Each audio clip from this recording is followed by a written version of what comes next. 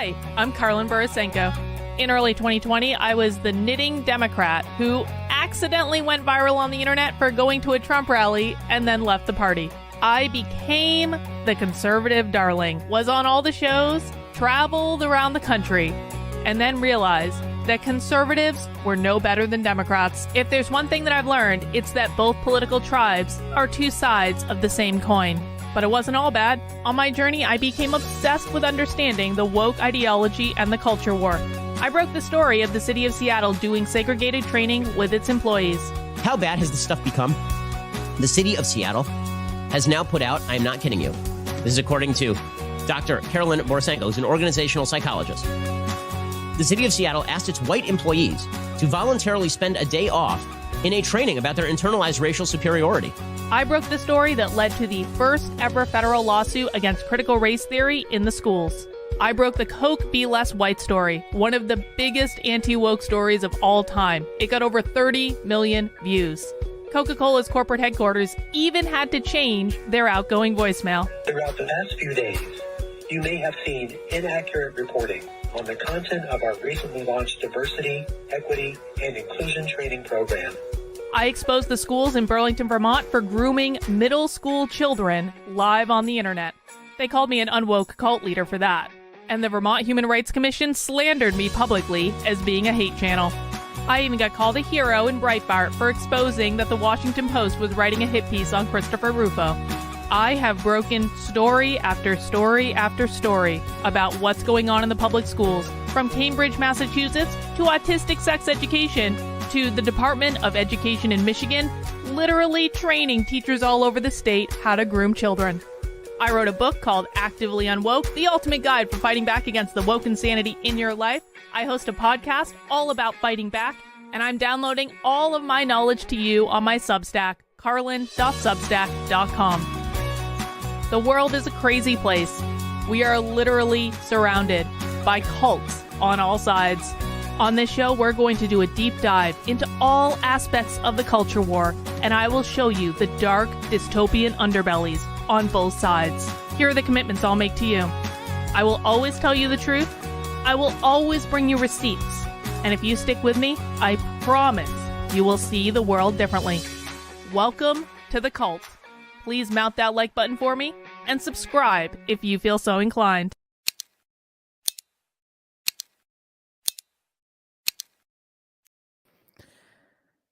Hey guys. Well, I did a little ranty, ravey Twitter space earlier, and I thought that that would get the angst and the hatred and the fury out of my system, but it did not get it out of my system. And so now I'm just going to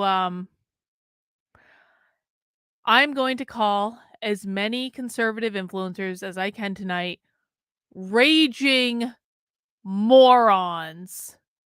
And there definitely would have been a swear in there if I wasn't within the first 8 minutes of starting this stream, which would have automatically demonetized it. I'm going to call as many people as possible raging morons, because I cannot suffer this stupidity any longer. I cannot with these people. Listen, maybe it's the organizational psychologist in me. Oh, hang on, let me do a well, that's true. Maybe it's the organizational psychologist in me. Maybe it's the fact that I spent 10 years of my life studying workplace bullying and narcissism in the workplace. Maybe it's that I've worked with toxic organizations all over the country, and I know how to sniff out toxicity when I find it. I know how to identify it. I know what it looks like. Maybe in this one specific niche of human knowledge, I really am smarter than every single conservative influencer purely from exposure and experience and focus. But I don't know how it's possible.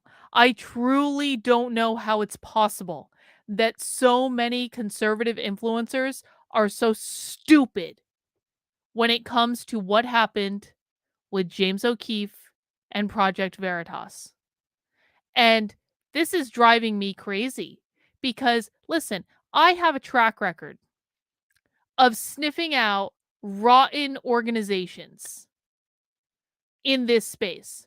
I was the very first person to call out FAIR, the Foundation Against Intolerance and Racism, way back in 2021 when everyone is still like, FAIR is so great. FAIR is so amazing. FAIR has all these famous people involved. FAIR can't possibly be bad. I was the very first person to call it out.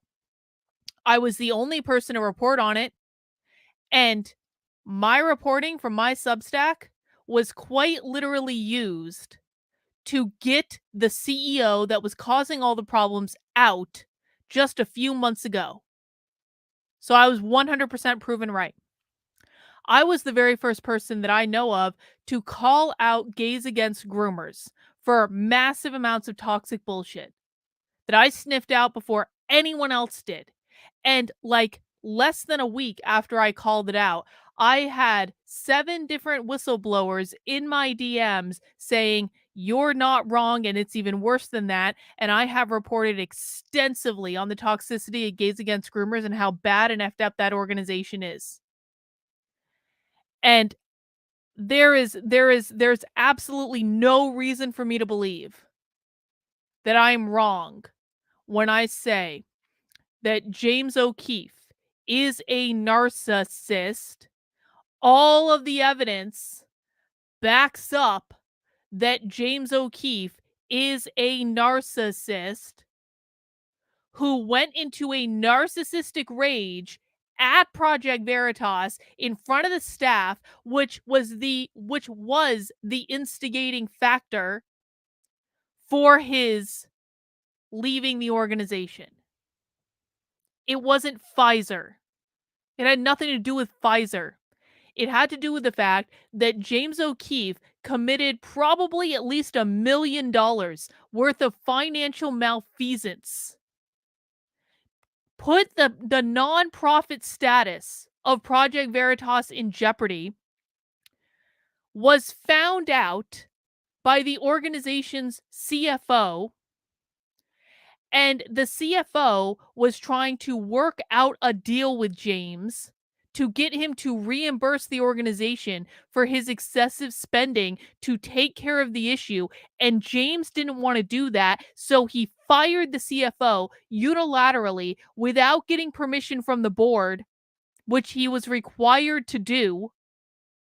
And then the board took away his ability to hire and fire people as a result of that.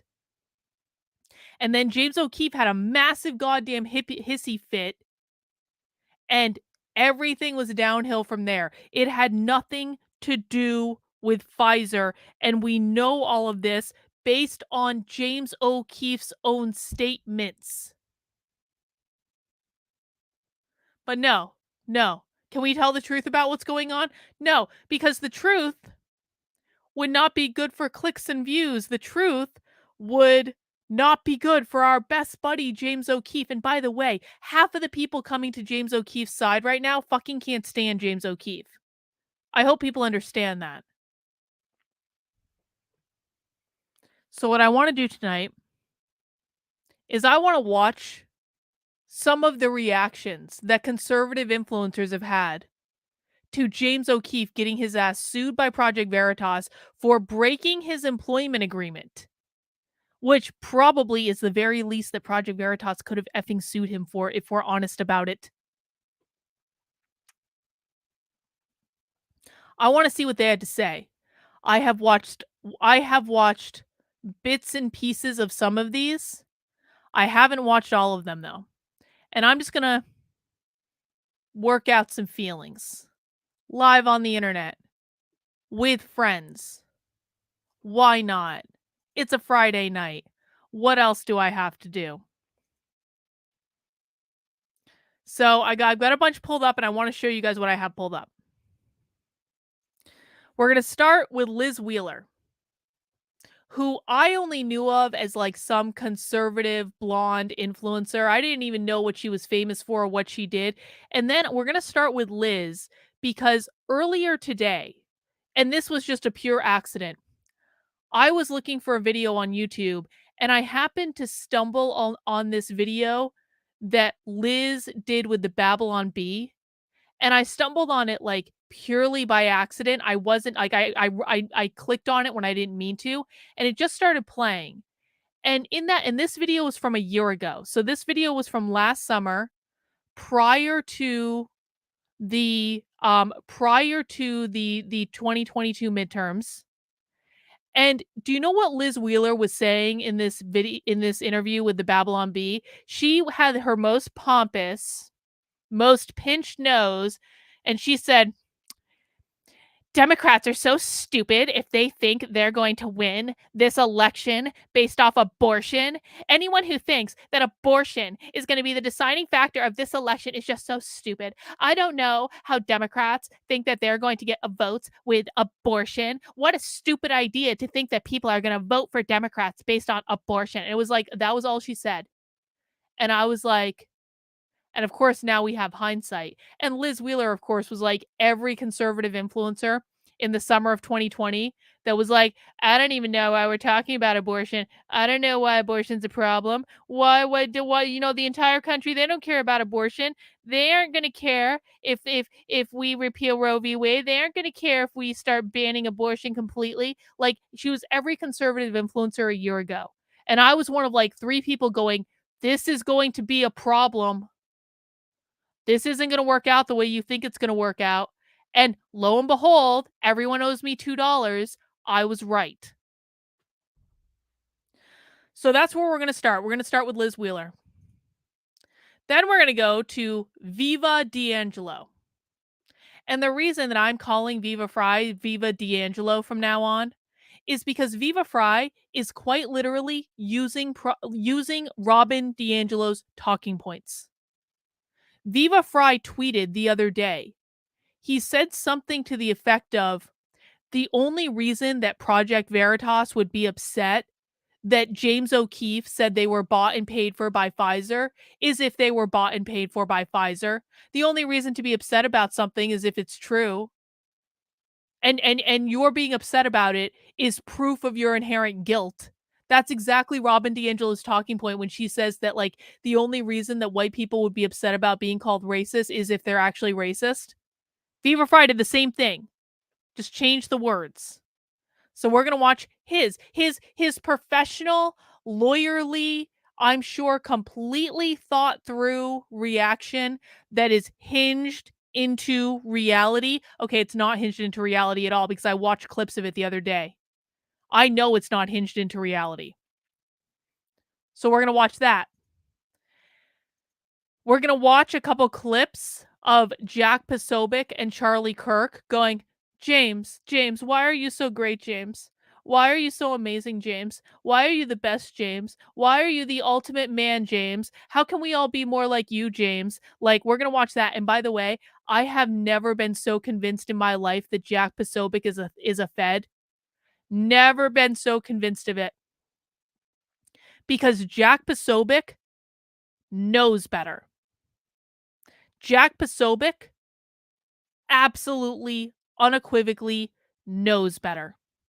He knows what James O'Keefe is. Jack Posobiec knows everyone. He has a fucking hand in everything. He has sources everywhere. And he is much smarter than he lets on sometimes. I have never been so sure that he is a Fed in my life than seeing him in this interview with James O'Keefe, where he's pretending that he doesn't know that James O'Keefe is the one at fault here. I've got some other ones pulled up too. We're going to look at Sarah Gonzalez.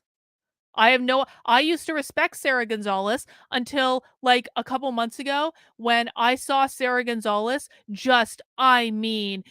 being probably one of the most like insane see you next Tuesdays I've ever seen before in my life on Twitter. And she was like going after Sarah Gonzalez has embraced her full gay hating self. I don't know if she always hated gay people, But she hates gay people now. I'll tell you that. Or at least she's pretending to hate gay people. I don't know which one it is. What else do I have pulled up? I've got Isabella Riley. Part of me wants to give Isabella Riley a pass, to be honest, because I think Isabella Riley is hilarious and she's young, and I don't always know that she knows better. But I'm interested to see what she has to say. What else do I have pulled up? Oh, we've got OAN, an OAN clip. And I don't know who this guy is. Does anyone know Robert? He has a lot of subscribers, so I don't know. I just pulled it up. I have no idea who he is. We also, by the way, can watch Mr. Reagan. Does anyone watch Mr. Reagan? Hang on, let me pull that up real quick. Oh, we've got that too. Oh god, this is a whole other thing. Guys, do you know how I debunked that the executive director of Project Veritas resigned last week? Not the other day as Tim Pool insinuated, but last week. So this is funny because Post Millennial had this article up basically saying that the executive director of Project Veritas resigned because of the James O'Keefe lawsuit. And then Project Veritas reached out to them and said, no, he did not resign because of that. He resigned before that, which they stuck at the very bottom of the article. And they said, we've updated our headline to reflect the statement. Do you know where they updated the headline? That tiny, tiny, tiny little type under the giant headline. But let me look up Mr. Reagan. And then the reason we might want to watch Mr. Reagan is Mr. Reagan actually got it right months ago. That's not how you spell that. Okay, but here it is anyway. Mr. Reagan actually got this correct at the time that James left. He was the only person to do a video at the time that James O'Keefe left. And he said, this isn't what you think it is. James O'Keefe is an asshole. James O'Keefe has committed massive financial malfeasance. This isn't what you think it is. It had nothing to do with Pfizer. He was I don't know of anyone else that posted a video like this other than him. And so if you think that I'm the only person saying that this is bullshit, that James is actually the one that's in the wrong, no. Mr. Reagan was saying that months ago because he has a lot of friends at Project Veritas, and he called them and asked them what was going on, and they told him. And it sounds like to me, I just rewatched this video the other night. It sounds like to me that he's talking to some of the same people that I'm talking to at Project Veritas, because he was saying exactly the same things that I heard from people at from multiple. I have talked to over a half a dozen people at Project Veritas since all this started. And I think he's talking to the same people, or he's getting the same story from back in February. So that's what we're going to do, guys. I want to watch some of these conservative effing grifters, and I just want to basically work out my feelings about the fact that I think Project Veritas is getting completely effing screwed in this situation. And why is this important? Why is it important?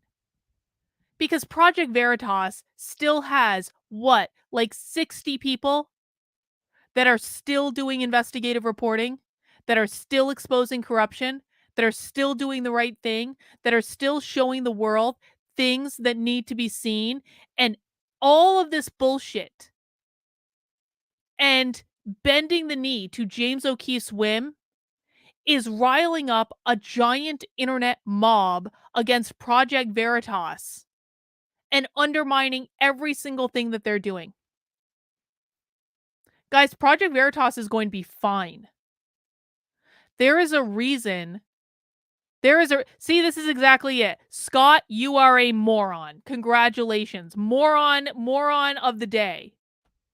Who cares about Project Veritas now? Do you know that they're still doing investigative reporting? Do you know they're actually exposing things that are more important than what James O'Keefe is exposing?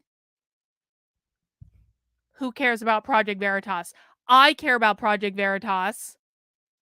No, well, he didn't wish them well, Scott. Scott, let me give you a little piece of advice. Here's a time when you need to shut your mouth, open your ears and listen, because you're going to make yourself look dumb any other way, bro. I'm sorry. I'm sorry. I'm sorry. And this is the impact of what's been done. This is the impact, is you have morons like Scott running around the internet and they think they know what's going on. They think, because they've heard from all of their conservative assholes, they think that they know what's going on when they really have no fucking idea what's going on. Because they haven't bothered to look at a calendar. They haven't bothered to actually look at what has gone on and to think about it logically. They haven't bothered to assess, oh, yes, I did, Scott, and he was lying the whole time, and congratulations, you lapped it right up, buddy. How does James O'Keefe's cum taste in your mouth? Because that's what happened.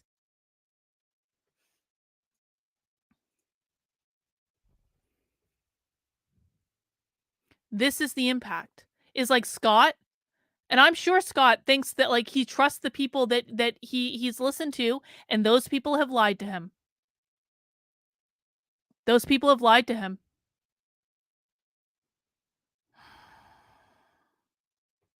And no one's using their brain. And no one's thinking for themselves. And no one is looking at a calendar. No one is even listening to the statements that James has made. Because James said this all in the statement that he made. So before we get into that, I just wanted to do a quick review of the timeline because, Scott, maybe I was a little bit hard on you, okay? Maybe I was a little bit hard because I'm riled up. But let me just do a quick review of the timeline. And guys, the reason we're using Project Veritas's timeline is, number one, every single thing that Project Veritas wrote in this timeline can be substantiated with public information, and it's just a convenient way to see it all on one screen. And two, Project Veritas is the only one that's provided a timeline.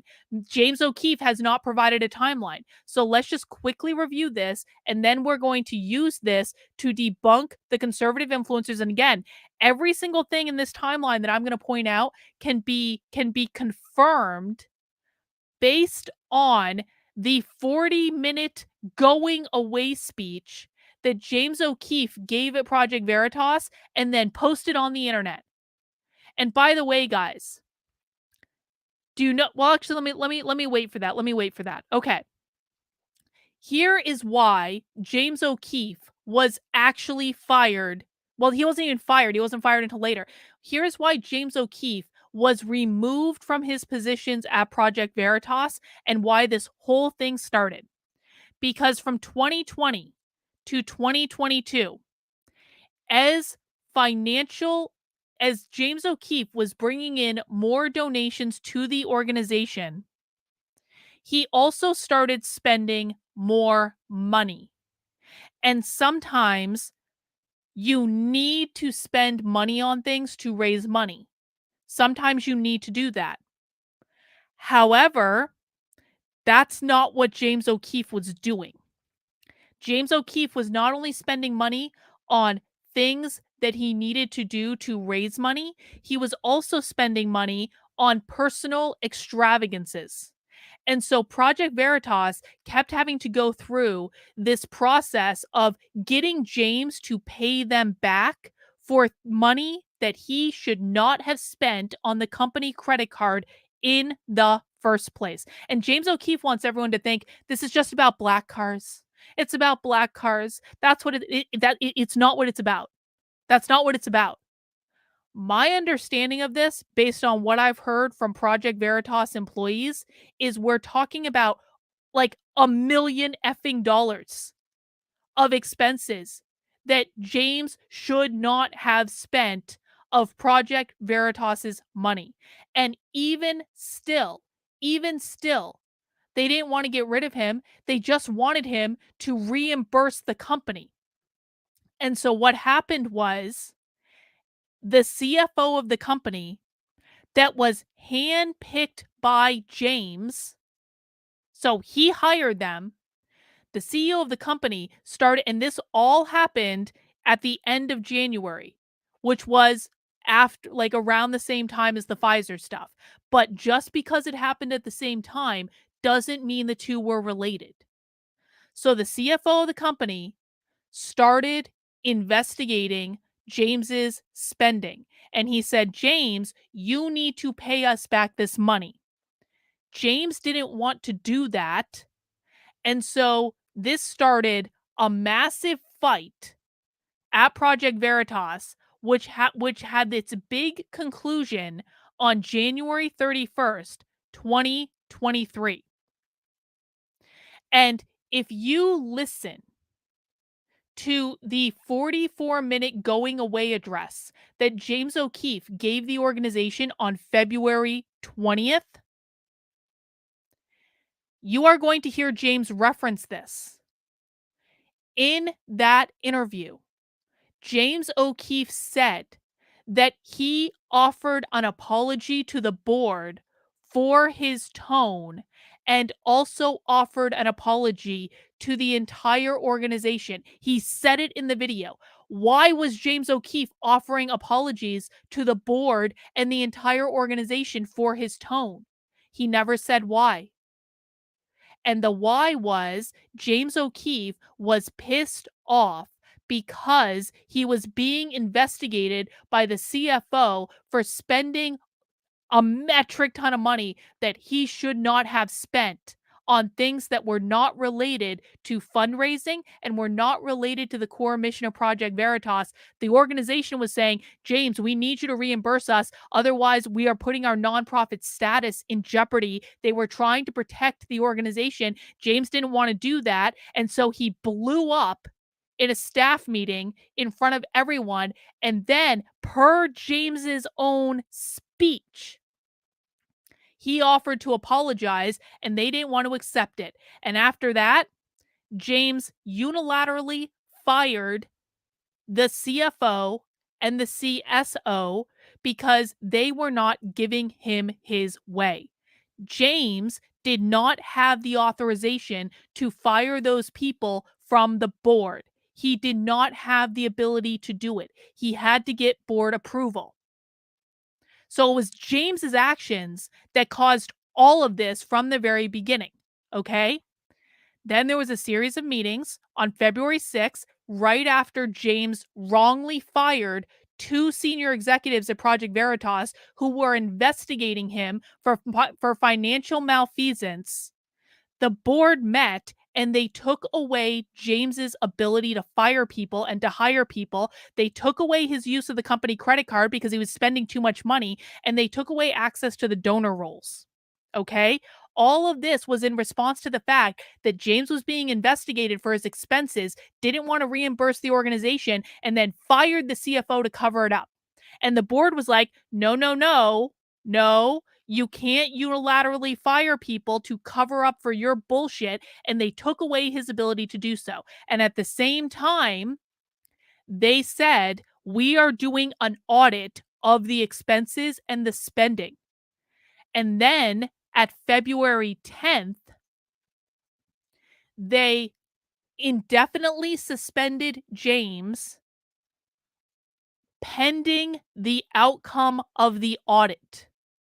James was not indefinitely suspended with no end in sight. This is what he wants you to think. That's not the truth. And this is all based on the information that he has himself released.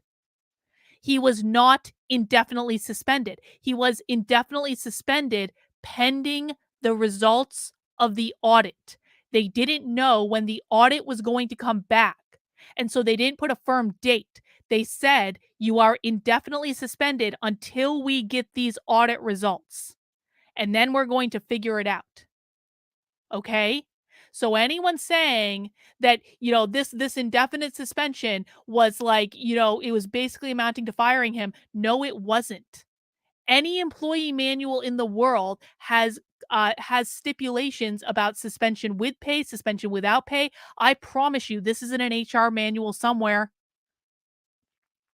So they suspended him, and then he got pissed off that they suspended him and were continuing to do this audit. And 6 days later, he sent an email demanding that the entire board resign and that the leadership at Project Veritas that called his ass out also resign. And that would be the only stipulation that would bring James back to the organization. And of course, The board said no. Well, guess what? The very next day,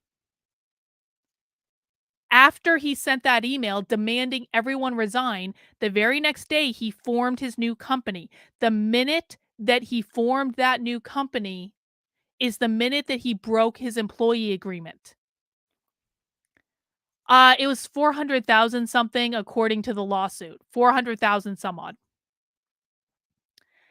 And so he didn't get them to resign. And so on the 20th, he came back into the office and he gave that big 40-minute speech. Now, James has now said on Tim Pool, and we're going to see him say it on with Charlie Kirk and Jack Posobiec, he's going around claiming he was fired on February 10th. Guess what, guys? Do you know what organizations don't do? Do you know what organizations don't do 10 days after they fire the CEO? They don't allow that CEO to waltz back into the office, go to the employee area, convene an audience, and then give a 44-minute speech about all the ways in which the organization has wronged this CEO. So any notion that James was fired on February 10th is ridiculous, because if he had been fired on February 10th, there would have been no reason for him to send out an email on February 16th demanding that everyone resign or that he was going to leave, because he would have already been fired. So why would he send out that follow-up email? And if he had been fired on February 10th, there is no way in this universe that Project Veritas would have allowed him to come into the office 10 days after they fired him and give a 44-minute speech to employees about all the ways in which he was wronged. James's story does not add up. Project Veritas's story makes sense. It is documented, and everything's going to come out in this lawsuit. I promise you. They have it all. But the story that James has peddled is that this is all because of Pfizer. It's all because of Pfizer. Pfizer is the only reason this happened. Pfizer is not the only reason it happened. It happened because James spent over $1 million that he was not authorized to spend on things that were not related to the mission of Project Veritas. The CFO was investigating it. The CEO wanted to be reimbursed for the money that James had spent. James didn't want to do that, so he unilaterally fired the CFO, and then it has been trying to weasel his way out of it ever since. That's what happened. That had nothing to do with Pfizer. And I'm getting the $1 million number from one of Project Veritas's employees on Twitter that has posted the $1 million number. So if that's wrong, I don't know that for sure. I haven't seen the books or anything, but I got that from one of Project Veritas's employees who posted it publicly on Twitter. So now James is running around spreading lies about this company, doing conservative media tours about this company, and all of the influencers are just lapping it right up, lapping it up as though it's the truth. It is not the truth, guys. It's not the truth. And if they just looked at the public receipts, I deduced all of this from public information. I didn't talk to anyone at Project Veritas until I had already figured it all out. And then they confirmed and said, "Yep, Carlin, you're 100% right." So let's get into our little reaction stream tonight. I might be a little spicy tonight, just so everyone's aware. I might swear a little bit. I might say some mean words. And we are going to start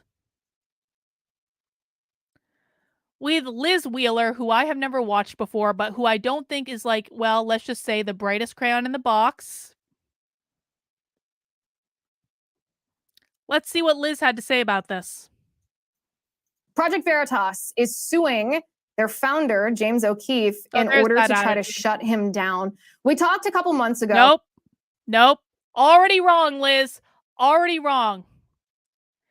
They're not suing James O'Keefe to shut him down. They are suing James O'Keefe because he broke his employment agreement egregiously and has dragged them through the mud for months and has convinced people like you, and this is just like the perfect freeze frame, of things that are not true that you are parroting over and over and over and over again.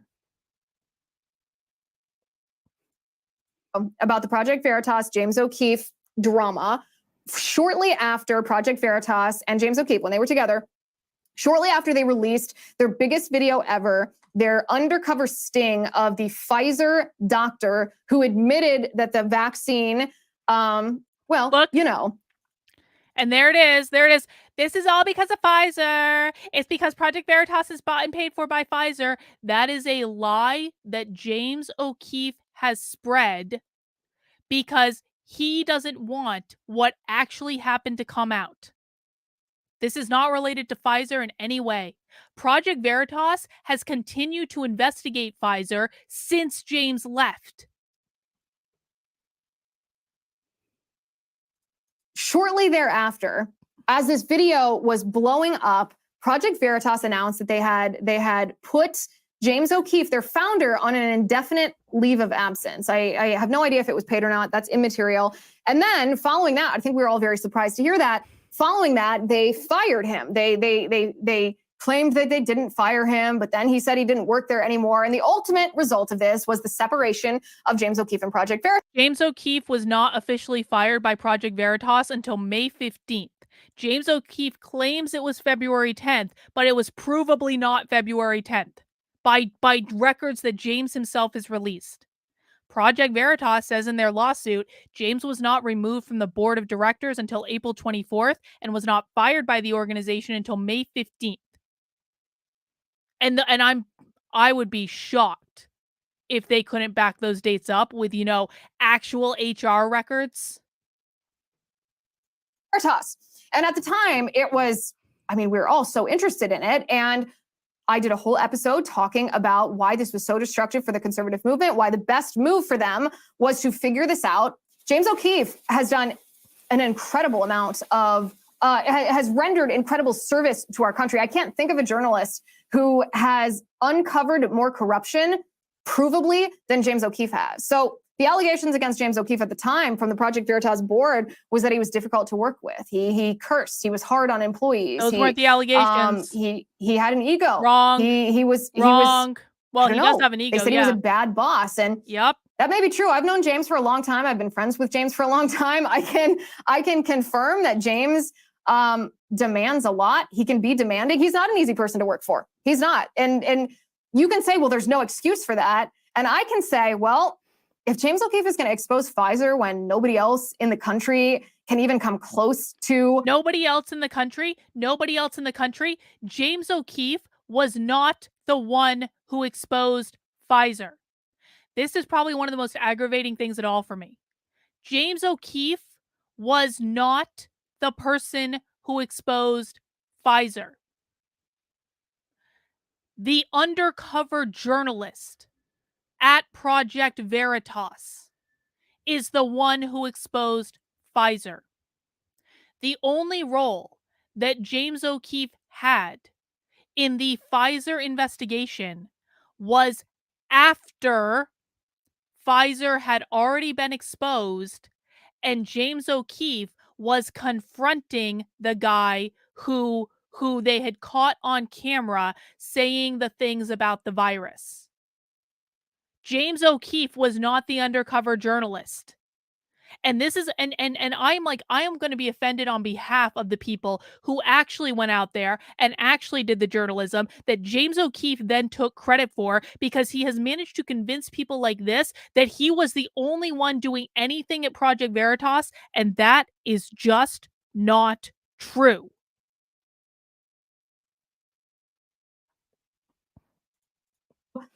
Getting that kind of information, I don't really care.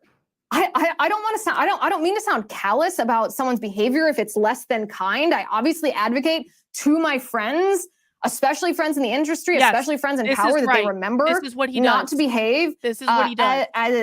as egomaniacs, but to fire someone or to disassociate them because they're a diva. I mean, please, let's not what happened. zoom out and remember to have perspective on what we're talking about here.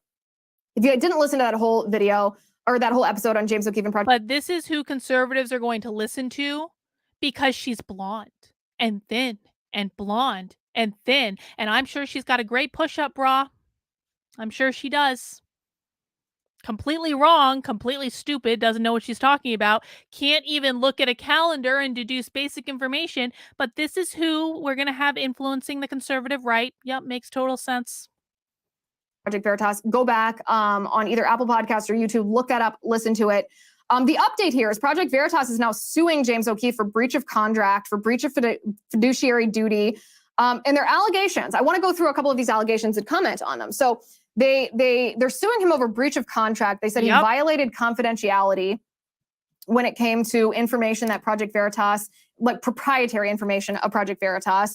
They said that he breached fiduciary duty by forming the O'Keefe Media Group while he was still technically associated with Project Veritas. They say he behaved unprofessionally, that he targeted female employees with demeaning comments, that he failed to return. James O'Keefe told a female employee that if she got pregnant, he was going to fire her because it would mean that she would not be around as much to raise money. Donor lists and contact information, and he failed to return equipment. And what they're asking the court is they're seeking an injunction against O'Keefe, and they're seeking monetary damages from O'Keefe, and they're seeking a full jury trial in order to get this done. They say that O'Keefe had strained relationships with donors at Project Veritas. And I want to comment on all of this. I think it's very important to the conservative movement. It's very important to our country to untangle exactly what's happening here, who's in the right, who's in the wrong, and how we should be thinking about this. So I'd like to share with you how I think about this. My first reaction to this is: do the people that gave money, the donors to Project Veritas, do they want their money being spent to uncover corruption, or do they want their money being spent suing James O'Keefe? Because what Liz doesn't seem to understand is that Project Veritas still has the donors. They didn't all go with James. Project Veritas still has donors. And the donors that Project Veritas has understand what's gone on. They understand what James has done, and they understand the damage that it has inflicted onto Project Veritas. So do the people who donated money to support Project Veritas want Project Veritas to clear their name after the epic smear campaign that James O'Keefe has engaged in? I would imagine, Liz, that they do, because it is the only way that Project Veritas is going to be able to continue to push forward and actually be productive. Because people like you are constantly spinning up internet mobs against Project Veritas when this is all James O'Keefe's fault from the very beginning. The reason they gave money to Project Veritas in the first place is because James O'Keefe started an amazing organization that has exposed untold amounts of corruption in our government and in our corporate America, which is sometimes indistinguishable from government, certainly in the cases of Pfizer. Did the donors to Project Veritas want their money being spent to sue James O'Keefe because he failed to return some equipment? I can't speak for them. That's not why they're suing him. Think so. That's not the main reason. That's a bridge a little bit too far for me to believe that that's what they want their donations to be spent on. If Project Veritas wants to continue to be the Project Veritas that they have been the past 10 years, then they should not be suing their founder. Even if they believe... Well, their founder shouldn't have gone on a months-long smear campaign and spread lies all over the internet that have no basis in reality at all to cover up for his own financial malfeasance. Believe he did wrong, even if he behaved unprofessionally, even if they didn't like that he formed an O'Keefe Media Group because he disagreed with members of the board on how to run Project Veritas. If they want to achieve the success that they have enjoyed the past decade, then you don't seek a full jury trial because you're mad at someone. They had to seek a full jury trial because people like you have spread James O'Keefe's lies all over the internet, and this is how they're going to clear their name and show people what actually happened in a way that James O'Keefe cannot weasel his way out of. Because you dislike them. Because he didn't agree with the board. And listen, I say all of this knowing that this whole thing is a hornet's nest. I'm friends with people who currently work at Project Veritas. Then maybe you could have called them, Liz. I'm friends with James O'Keefe. I know what they all think of. Then maybe you could have called them and asked them. Because I talked to a whole effing bunch of them. I talked to a whole bunch of people at all different levels of the organization, some of whom I hadn't even met before, but reached out to me after I posted a thread on Twitter. If you are actually friends with them, then you could have called them and asked them what was going on. Of this whole thing. I understand that it's a hornet's nest and that a lot of people in the conservative movement don't want to wade into it because they're afraid of getting burned. They're afraid of certain people not liking what the comments are, not liking which side you take, and then you not having access to this information. I don't care about any of that drama. Sometimes you have to just understand that a situation is more important than the petty arguments that's happening. It's not James a petty O'Keefe argument, and Project Liz. Veritas It's not a are petty going argument. to become obsolete if they go to war with each other. Project Veritas is not going to be successful if they focus on this, if they sue James O'Keefe for breach of contract and breach of fiduciary duty. You had a chance to heal this divide with James O'Keefe, and it didn't. And James O'Keefe is the reason that the divide wasn't healed, because he didn't want to heal it, because he didn't want to pay back the organization for the money that he spent that he should not have spent, that had nothing to do with the organization's mission. The reason that this was not healed was because of James O'Keefe. You cannot heal a relationship with someone who does not want to heal a relationship with you. Project Veritas bent over backwards to do what they could to make things okay with James O'Keefe. They had the full intention of reinstating him, putting additional safeguards in place to make sure this didn't happen again. James didn't want that. James wanted to control everything. James wanted everyone to be fired that dare question him. James didn't want anyone asking questions. James wanted to be able to spend whatever money he wanted to spend on whatever he wanted to spend it on. And he made that decision. And he is the one that blew this up. So if you are actually committed to what you claim you are committed to doing, which is undercover journalism exposing corruption, then move on, move forward, do your thing, prove it to us. Don't drag this out. It's bad enough. I can tell you from talking to the American people who may not be the largest donors to Project Veritas, but who are the donors that sustain this organization through our small donations, these massive amount of small donations, people are worried. People wonder if like Project you are Veritas lying to them. is James O'Keefe. They worry that Project Veritas is not going to be Project Veritas without James O'Keefe. And if you do things like this, Project Veritas is unfortunately proving their point. There's a reason that this is happening. And this is I know that this is harsh analysis. I know some people aren't going to like this, but the reason this is happening is because in a powerful industry or an industry that's dealing with people in power, egos become king. And the reason that this disagreement between James O'Keefe and the board, and there's right and there's wrong on both sides. I'm not saying that it's a perfect situation, but the reason that it's continuing instead of going the way that it should and being let go is because of egos. And so the people that are involved in this need to sit down. And again, some of these people are my friends. Some of these people on both sides are my friends. They need to sit down and they need to ask themselves, am I doing this because I think that this is in the best interest of America? Am I doing this because this is the best way that I can expose corruption? Am I doing this because this is being the best steward of the donor money? People like me and like the people watching this show who fear that our institutions are so captured by Marxists that we don't know how to fight back against it, that Project Veritas and James O'Keefe felt like our last hope, especially when they exposed places like Pfizer. Hi guys, it's Liz Wheeler. Don't Well, Liz is not the smartest person in the world, is she?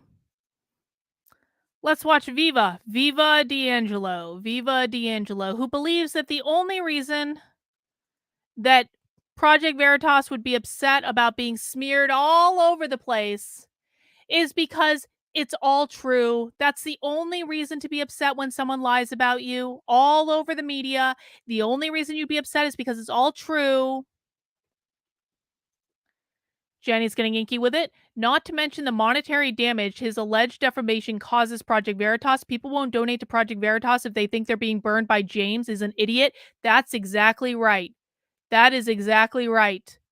James is fucking over Project Veritas. James is trying to destroy Project Veritas because Project Veritas took him out of control and James wants revenge. This is a narcissist thing. Narcissists engage in smear campaigns all the effing time. This is because they removed him from his position. They told him no when everyone wanted him to resign. Excuse me, when he wanted everyone to resign, they said, "James, stuff it. No, we're not doing it." See, Scott, I'm sorry. I feel like I was a little bit hard on you earlier. You're coming around now. You listened. Okay, you did the thing I wanted you to do, and I want to acknowledge that. I was kind of a bitch. I can admit when I'm wrong. I like when people listen and look at facts, okay? All right. Viva, we got to go a little fast forwardy. Oh, wait, no, is he talking about Project Veritas here? No. Hang on. I thought he did that. I was looking at this earlier. That's Jeremy Boring. Hang on. Where is the video from Joe Viva that I Rogan watched literally earlier? at the epicenter. I need to find the one I watched earlier. Thank you, Philosophist. I appreciate it. Where is his video from earlier that I was watching? It is this one. Where is he talking about? That they are institutional, might think that they are what's potentially from employees who are. Sorry, guys, I should have. They're panicking and they are. That's Twitter. We heard Twitter. I don't understand Twitter. because after these Twitter. sort of allegations, you want to call it marriage. You want to get married. Get all of that. Get married. Get all the. I think. And this is all about Twitter. Misgendering his clear as the headline. Massive. He would have been the biggest voice to join. He took the Project Veritas. He took it out. He took it out. Hang on one second. Let me get it in a different browser. I saw this earlier. I know there's a clip of this. I just need to find it. Hang on. Well, that's interesting. Why did he take out the part about Project Veritas, Viva? Could it be that someone told Viva that he was wrong? Could it be because I watched this earlier. I know it exists. I'm pretty sure he took it down. Well. I know there's a clip of it. I saw the clip on YouTube. Hang on, we're going to find it. That's the one I was just watching. Hang on. Viva James O'Keefe. I know there's a clip channel. Viva Clips. That's intense, though. Why would he take that down? I wonder.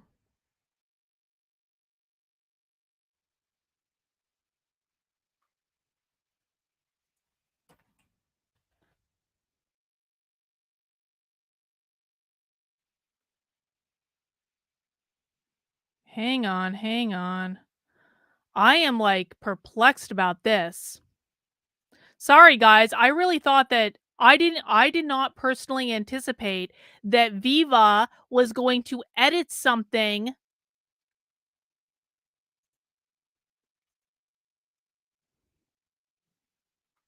It's not here.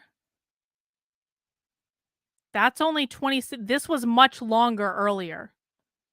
Like, significantly longer. Hang on, I'm just going to just make sure. We've got like 3 big topics today addressed. He went through the whole lawsuit. I watched it earlier. Why? Because of the Steven Crowder tiff. And what good? That's amazing. Okay. We're going to find this, though. Viva, Frei, Project Veritas. I might want to spell Project Veritas correctly.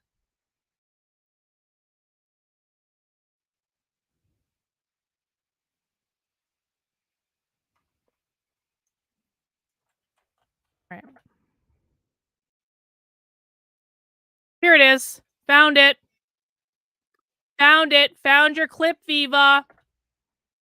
I knew there was a clip channel. Project Veritas is suing James O'Keefe and Here it is. OMG and 2 other employees for breach of contract, breach of fiduciary duty.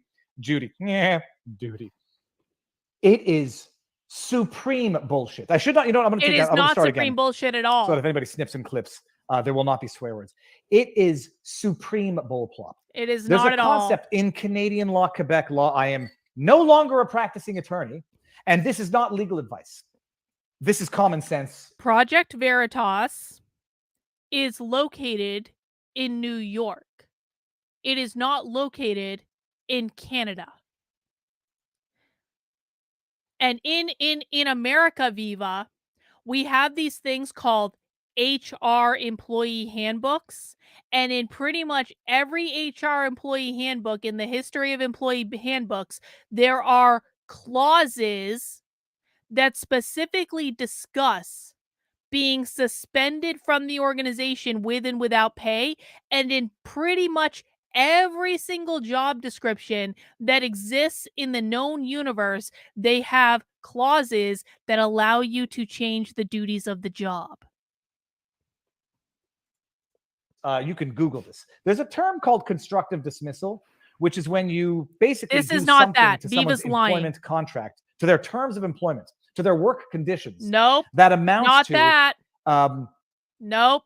compelling them to quit because you are materially changing. Viva, you might be a lawyer, but I'm an industrial organizational psychologist, and you are full of shit.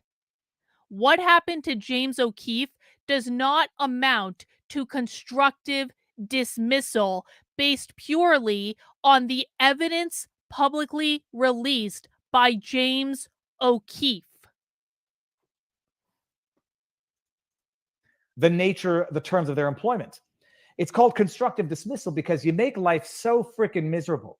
You do so much to devastate them. That's at the not what they workplace that did. They quit. And then you say, oh, you quit. You can't do X, Y, and Z under the contract. Oh, you make life so miserable? Kind of like James O'Keefe blowing up at everyone in a staff meeting because he was pissed off that the CFO was investigating him? Kind of like that, Viva? In fact, when actually you basically you basically fired them in a constructed sort of discreet way, hence constructive dismissal. That's not what happened in any way. There's also termination without cause.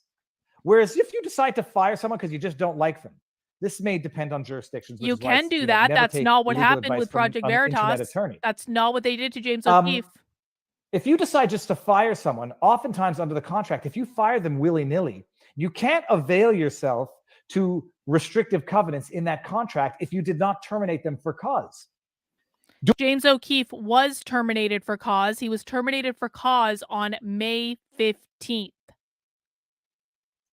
Do we all remember the timeline of what happened with James O'Keefe? You don't even know the timeline of what happened. They publicly announced that he went on vacation. He needs prior to James O'Keefe, Viva, let's back up. Let's back up prior to when you're saying. Before they announced that James O'Keefe was going on a paid sabbatical. Before that happened, the CFO that James O'Keefe hired was investigating James for financial malfeasance and wanted to get James to pay back the company for money that he should not have spent. James didn't want to do that. James blew up at everyone in a staff meeting over this exact thing. and admitted himself in his 44-minute going away video that he offered the board an apology for his behavior. Why was he offering them an apology for his behavior, Viva? Because he had blown up at them in a staff meeting because he was being investigated by the CFO. He then fired that CFO and the CSO when he did not have authorization to do so, which is when the board stepped in and put him on a 2-week paid leave because he fired 2 senior executives of the company that he himself had hired who were investigating him and trying to get him to pay money back that he owed the organization that was putting their nonprofit status in jeopardy. That is where we get to the 2-week sabbatical, Viva. If you want to talk about timelines. The much needed R&R, I think, was the terms that they used. Then they say, we called him in and we were reprimanding him for misconduct. Remember, he stole a sandwich from a pregnant woman. He would frequently berate employees. He yelled at an employee at a trial. He blew up at the entire staff and fired the CFO that was investigating him. He took black cars, like, paid cars to go places as though that's unexpected for James O'Keefe, who maybe is not exactly the type of person that can hop in a taxi cab Goddamn right to go I do, somewhere. Stevie. Thank you for noticing. He used corporate funds for a wedding, which apparently was a corporate event. It wasn't a corporate event. It wasn't a corporate event. James put down a deposit on an event facility when he was engaged to be married. The engagement then broke off, and James, because he didn't want to eat the $12,000 that he put down at the venue, then moved the staff holiday party to the event. They issue all of these slanderous accusations to destroy James O'Keefe as a person, to boot him from the company that he started. They did. They have it. They just haven't released it yet. They have it. They just haven't released it because they're suing his ass. And this is why they wanted a jury trial, because it's going to be released. All of this is going to come out. Part of the not-for-profit that he started, Project Veritas. After they say all of this, they file a lawsuit against James O'Keefe purporting that he broke the terms of his employment contract because they didn't formally terminate him until May 2023. You can't make this up, people. To quote Mark Robert, Eric. Well, you just made up a whole bunch of stuff, Viva, that is not grounded into reality at all. Because it's too stupid for words. Because the only people who would do something like this have to be too stupid for words. This is the lawsuit that they just filed. Do we wonder why Project Veritas is suing James O'Keefe when James O'Keefe has useful idiots like Viva D'Angelo running all over the internet, spreading this garbage? United District State Court for the Southern District of New York. Ugh. That might work for corruption, but we'll see. I'll just read some of the highlights. We're going to go through this real fast. Being known as the founder of an organization does not entitle that person to run amok and put his own interests ahead of the organization. Yeah. Do you know how many people are going to believe that James O'Keefe put his own interests above the interests of Project Veritas? Maybe a handful. People who look at calendars and facts and actually listen to what James O'Keefe has said and are capable of processing information like an adult. You mean those types of people, Viva? Who took a hand in drafting this or trying to destroy James O'Keefe. After they yeet James O'Keefe from the company. By the way, since Viva's ripping on the people who drafted this lawsuit, it's worth mentioning that Project Veritas's lawyer is the same lawyer that Tim Pool has. I'm just throwing that out there since Viva apparently thinks that the lawyer that drafted this is just completely incompetent. Fame him. Slander him, depending on how they did it. If it's slander, if it's spoken, defamation, it's libel if it's written, slander if it's spoken, but it's all defamation. Accuse him of stealing a sandwich from a pregnant woman. He goes and starts OMG Media. He goes and says, thanks, I don't need you. You needed me. I'm going to go start my own thing. He got up to more followers with OMG Media than Project Veritas in no time at all. Oh, because Twitter followers is all that matters, right, Viva? Twitter followers is the only thing that we care about in the conservative Twitterati. That's all that matters, is that Project Veritas lost Twitter followers and James O'Keefe gained Twitter followers, and that's all that matters. And they took a hit, and they should have taken a hit to 0. But whatever. Some people don't follow their Twitter accounts anymore. He runs amok. Oh yeah, I mean, he put the interests of Project Veritas ahead of his own. Remember, what does it say about Viva that Project Veritas still has more followers than he does? I'm just saying. I'm just going to put that out there. When he got fired, by the way, it was contemporaneously or like a week after the Pfizer expose, that massively damning Pfizer expose, where some dude who worked at Pfizer talking about how Pfizer might be working on, some sort of research so they can have a vaccine ready for a virus that they might. And who is that guy at Pfizer talking to, Viva? Who is that guy at Pfizer talking to? Because it wasn't James O'Keefe. James O'Keefe wasn't the one who got that story. James O'Keefe wasn't the one who got that video. It was a Project Veritas undercover reporter who you are shitting on.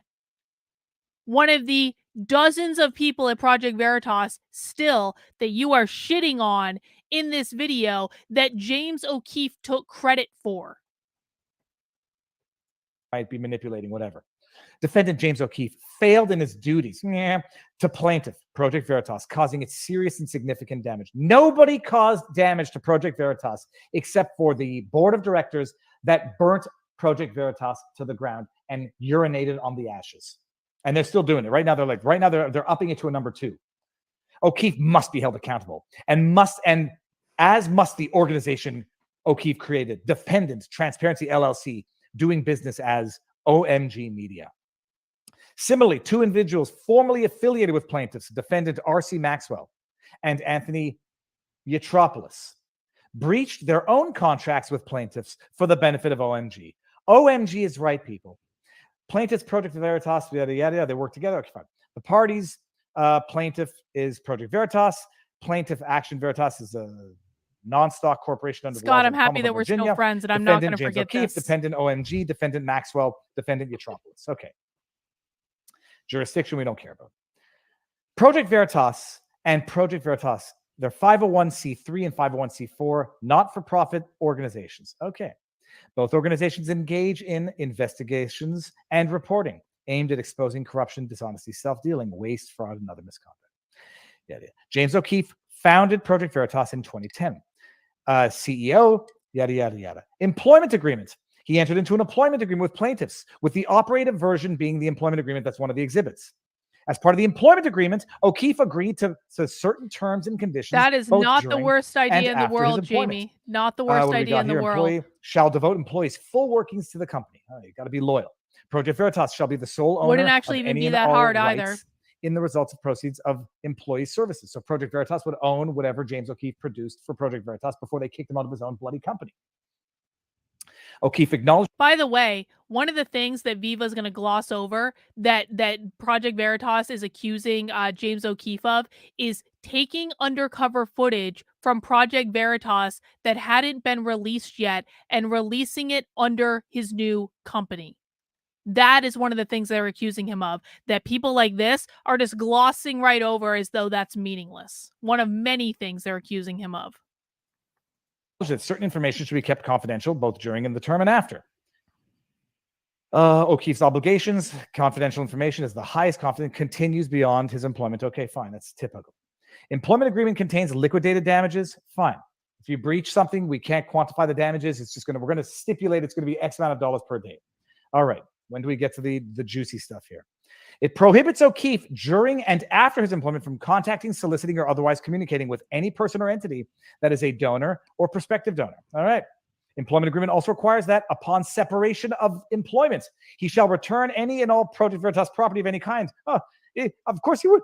How can you do that when you kick him off, send him home for much needed R&R as you lied to the public? How can he do that, Viva?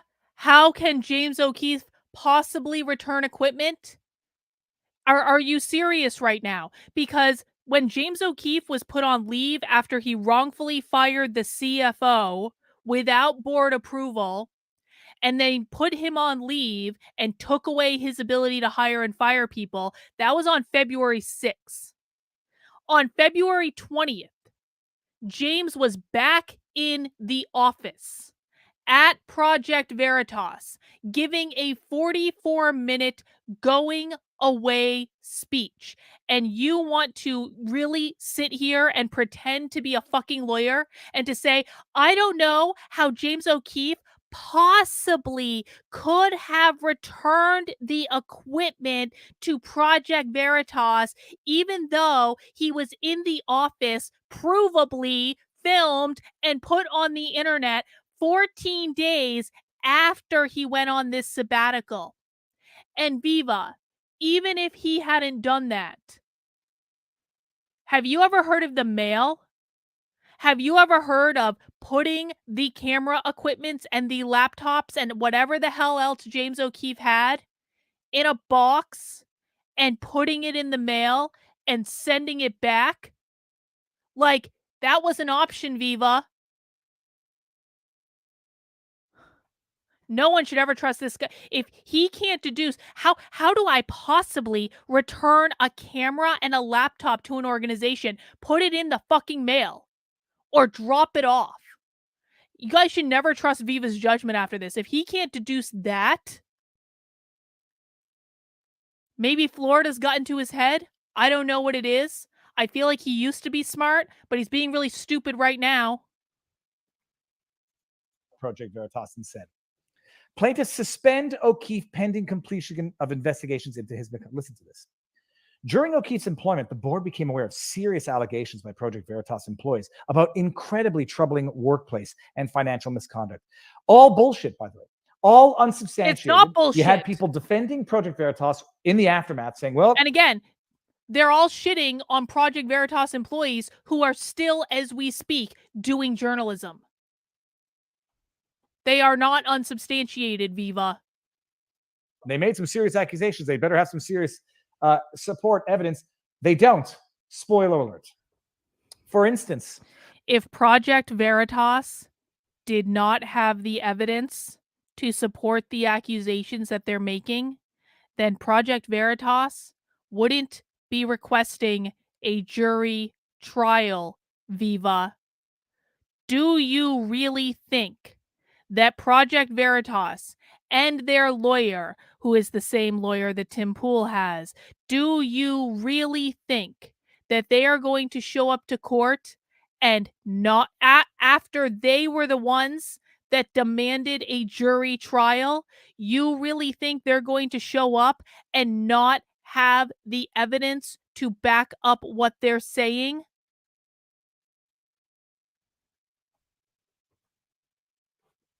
Lawyer. the board heard allegations that O'Keefe routinely behaved unprofessionally during team meetings, including by screaming at coworkers and belittling them and their contributions. Oh, any evidence of it in the lawsuit? Nope. O'Keefe was alleged to have particularly targeted female employees. Pull up. Project Veritas has video of a 7-hour staff meeting in which employees were detailing all of this to James O'Keefe.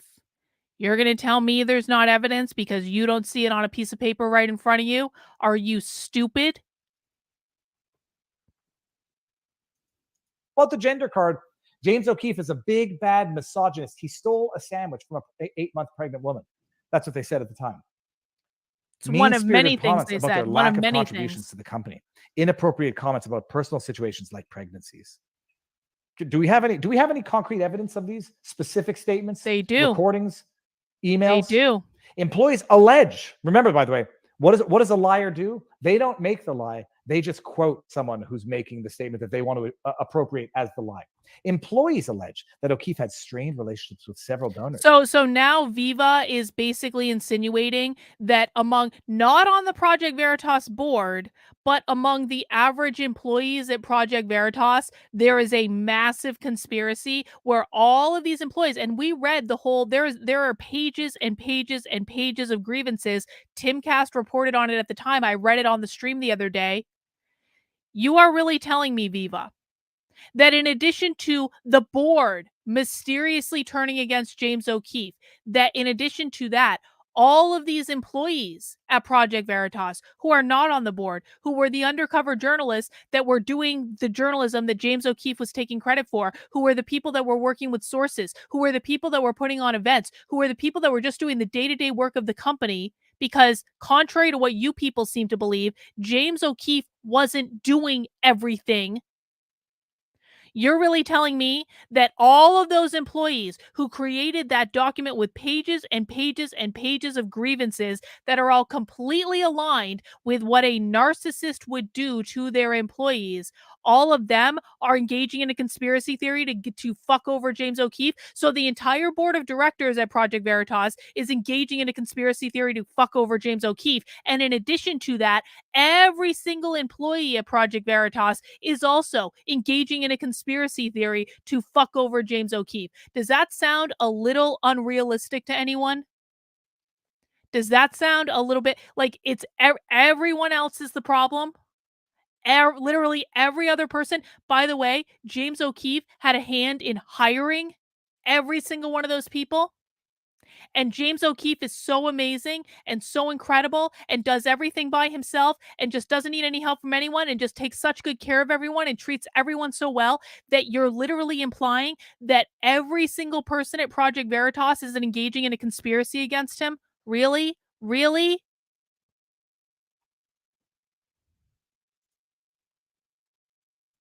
Because he was routinely late for meetings and rude at VIP events designed to give donors extra access. I met James O'Keefe twice. I saw him interact with donors. Thank you, Yuri. Dude is I not appreciate disrespectful at all. No donor in their right bloody mind would complain that James O'Keefe might have been late, even if he were. But imagine, by the way, they're saying they didn't formally terminate him until when? May, I think. But all of these, they were invested. No donor in their right mind would complain about James O'Keefe being late, even if he were. Really? Because we're talking about people who are giving 5 figures, 6 figures, 7 figures to Project Veritas. And James doesn't bother to show up for meetings for an hour and a half after the meetings start. And you're telling me those people are just so thrilled to write James O'Keefe checks when he doesn't even bother to show up to the meeting on time to collect that 6-figure check? You're telling me that it just wouldn't bother them at all? I find that a little hard to believe, Viva. Investigating all of these wrongdoings. O'Keefe also was routinely late for meetings or canceled them at the last minute. Geez, even if that's true, can I imagine innocuous, hardworking reasons for which that might be true? Yes, I can. Other employees allege that they had personally observed obscene messages between O'Keefe and various women on social media applications when accessing O'Keefe. Oh, you got any of that so-called evidence? They do have evidence of that. The board actually also learned of O'Keefe's alleged financial misconduct. They haven't released it yet. Employees allege, yada yada. Don't see much of evidence of this. Multiple employees allege that O'Keefe used Project Veritas employees to. There's no evidence of this. There's no evidence at all, except for the repeated evidence that has been released by James O'Keefe and the Project Veritas employees. Run personal errands for him. O'Keefe also allegedly used Project Veritas credit cards for some personal expenses and directed Project Veritas funds to be used for lavish expenses and, in some instances, his personal benefit. I think you took a bath on this accusation the last time you made it on social media, people. Maybe you didn't learn your first time. Directing the organization to pay more than $10,000 for a helicopter flight from New York to Maine without a clear benefit to Project Veritas. Do you have any evidence again? Directing the organization to pay for first-class air travel, even where that flight did not satisfy the organization's policy for approving first class. Oh. Not that it wasn't for business. It didn't follow the policy for approving first class flights. Using his Project Veritas credit card for expensive hotel rooms and suites at luxury hotels without clear business purposes. Oh. When other employees on the same trips were required to stay in budget accommodations. Do we appreciate, this is not to be hierarchical, this is a question of security. Do we appreciate that there might be a difference between James O'Keefe in terms of what he needs to do for himself? There is no reason pertaining to security that James O'Keefe needs a luxury suite at a luxury hotel. Couldn't we have, a normal room at the luxury hotel? But no, that's not what James O'Keefe was doing. James O'Keefe was going and staying in luxury hotels and booking luxury suites, like all over the effing place when it was not required. Versus what other employees who we might not even know what they look like, let alone their name. Can we appreciate there might be a bit of a difference there that might explain this, even if this allegation is true? Directing the organization to pay for expenses associated with large organizational awareness events like Project Veritas Experience without engaging in any analysis to help the organization understand the potential return on investment or capitalize on the connections made throughout these events. Oh my God, you guys. OMG. Project Veritas, you are walking yourself into massive counterclaims and potentially claims from other people who are going to say, you just. I would love to see it. I would love to see it. Why hasn't James O'Keefe fired a counterclaim yet, Viva?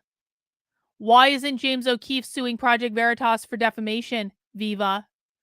Does anyone in their right mind think we're going to see a defamation lawsuit from James O'Keefe against Project Veritas? Because I don't. Does anyone in their right mind thinks that Project Veritas hasn't already locked down their major donors? Does anyone in their right mind think that that hasn't already happened?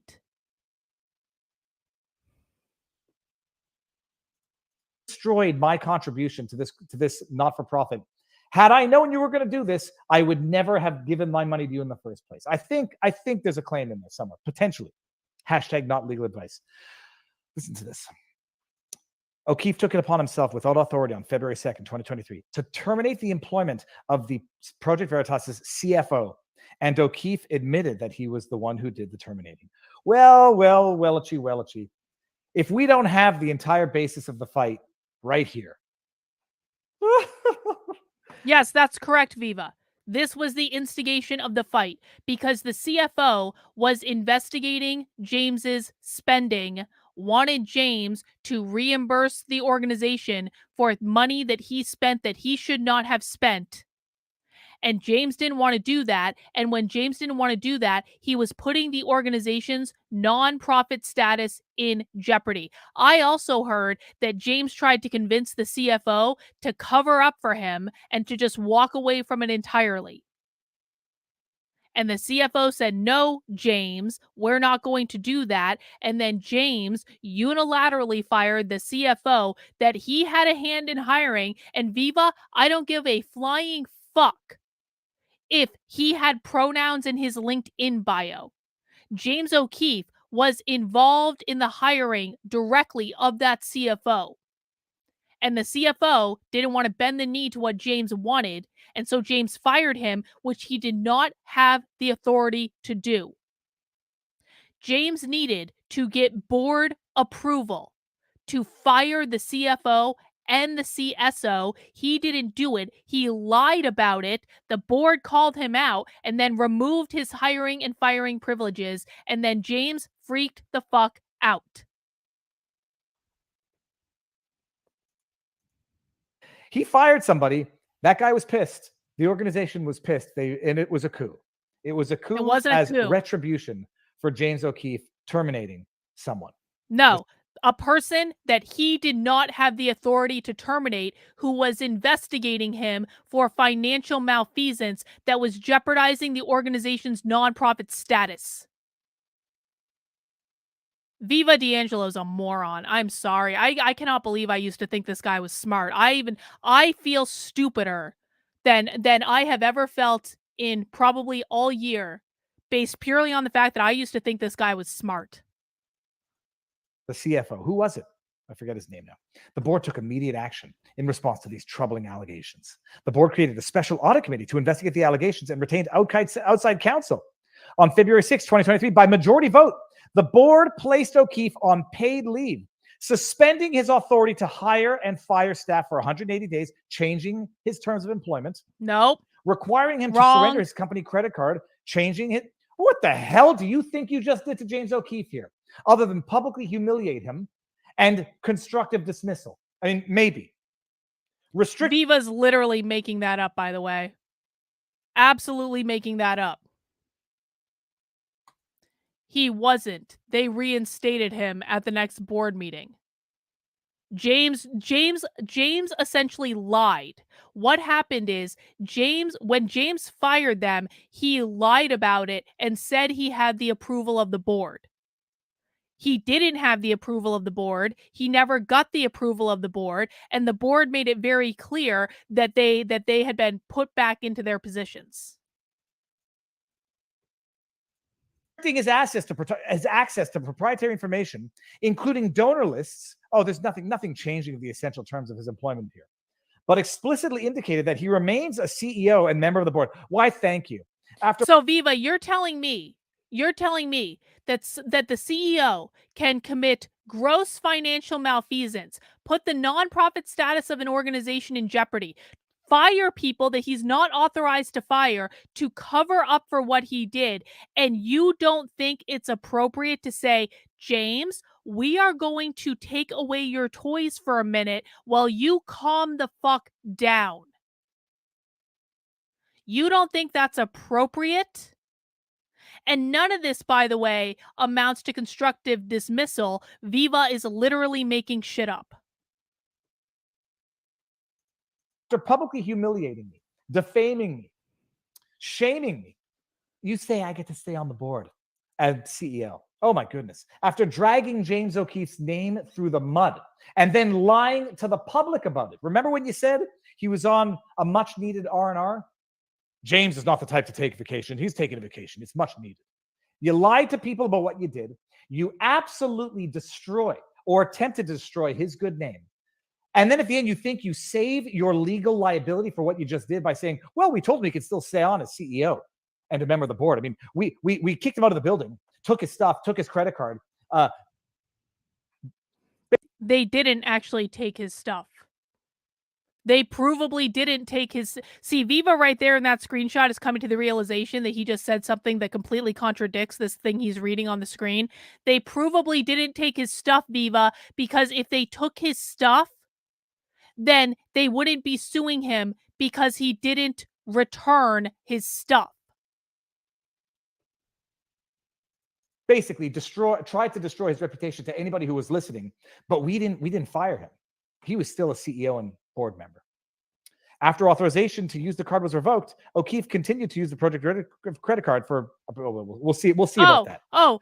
So he just glossed right over that. Do you guys hear that?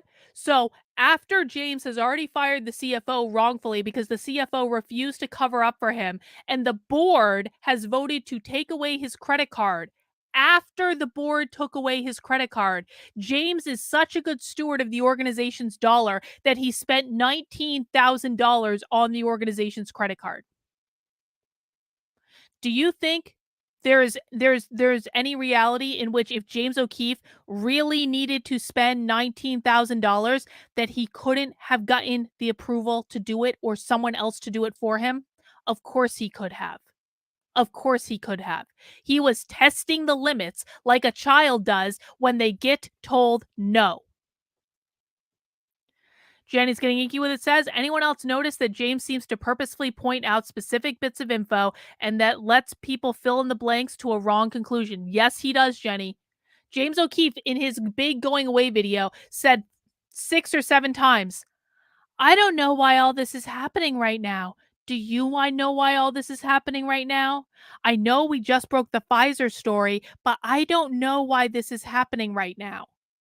Because he wants people to think it's because of Pfizer instead of the fact that he fucked up 19 ways from Sunday.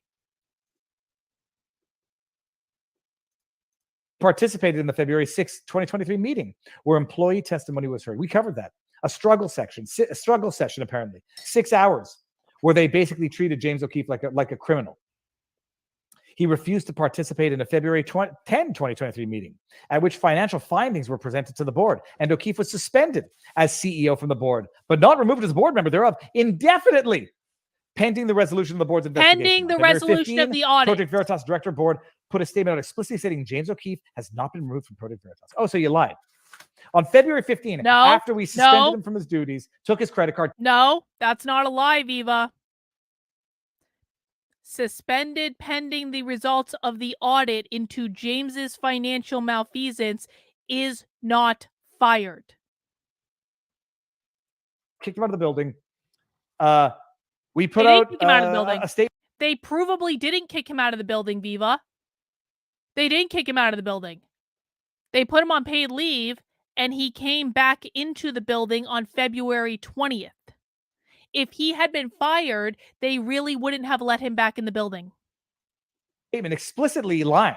James O'Keefe has not been removed from Project Veritas. What did you do? You kept his shell? You kept his face? That's even more deceitful than what you actually did.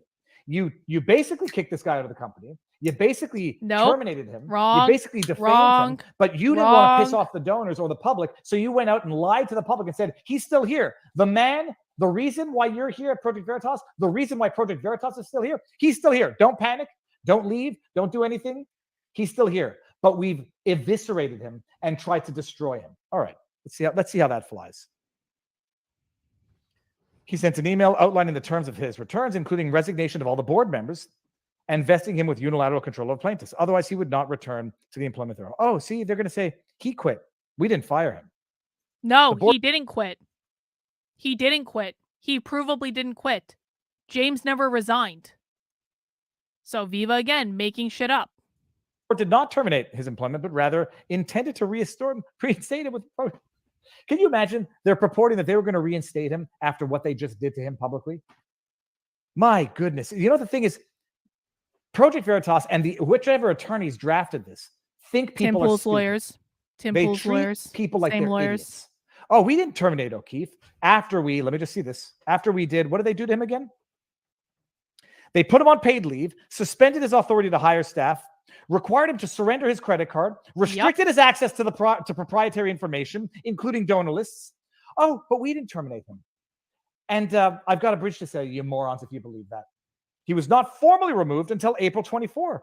He was not formally terminated until May 2020. News to me, Ryan. I'll look into it. And then it goes on to say how he breached his employment agreement by starting OMG. He did breach his employment February 17, O'Keefe formed OMG. OMG notes on his website, located in New York, whatever. He lives okay. According to his website, OMG, oh my gosh, it's O'Keefe Media Group. It's an amazing name.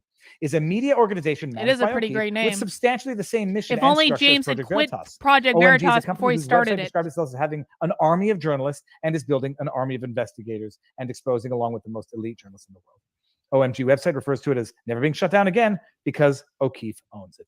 Who are those elite journalists?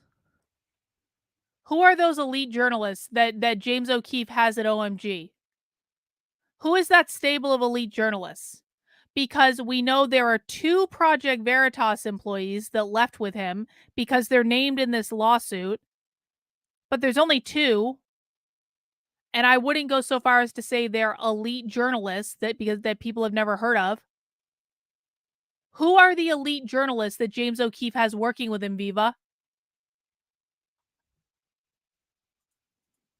And it goes on. O'Keefe made multiple public media appearances in which he falsely stated that he was terminated. Oh, no, he wasn't terminated. Hold on. He wasn't terminated. He was just, let me go back to the paragraph. Suspended, put on paid leave. Suspended pending the results of the audit into his financial malfeasance. They always leave that part out. I wonder why. Why do you guys think they leave that part out? Do you think it's because Viva D'Angelo doesn't know how to read? Is that why they're leaving it out? Or is it because Viva doesn't want you to know that James's spending was being audited by the CFO that he himself fired? Well, it actually wasn't. It was being audited by an outside third party. Couldn't hire or fire staff, had to surrender his company credit card, had restricted access to proprietary information, including donor lists, but they didn't fire him. It does sound kind of like that, Kenny, doesn't it? You're in so much trouble, Project It does sound kind of like that, doesn't it? All right, and then it goes on. Oh, but no, Project Veritas is in trouble according to do we Viva need to read D'Angelo. any more of this? Let's just read a little more. Where we're at 58. Excuse me. On March 15, 2023, O'Keefe appeared on the Charlie Kirk Show.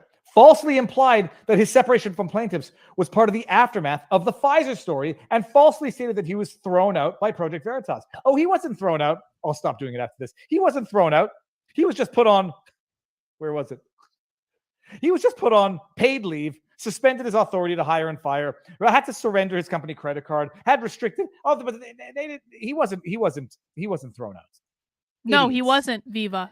Where else did he go? He went on Steve Provably. Bannon's War Room, falsely stated that he had been removed from Project Veritas. Moron.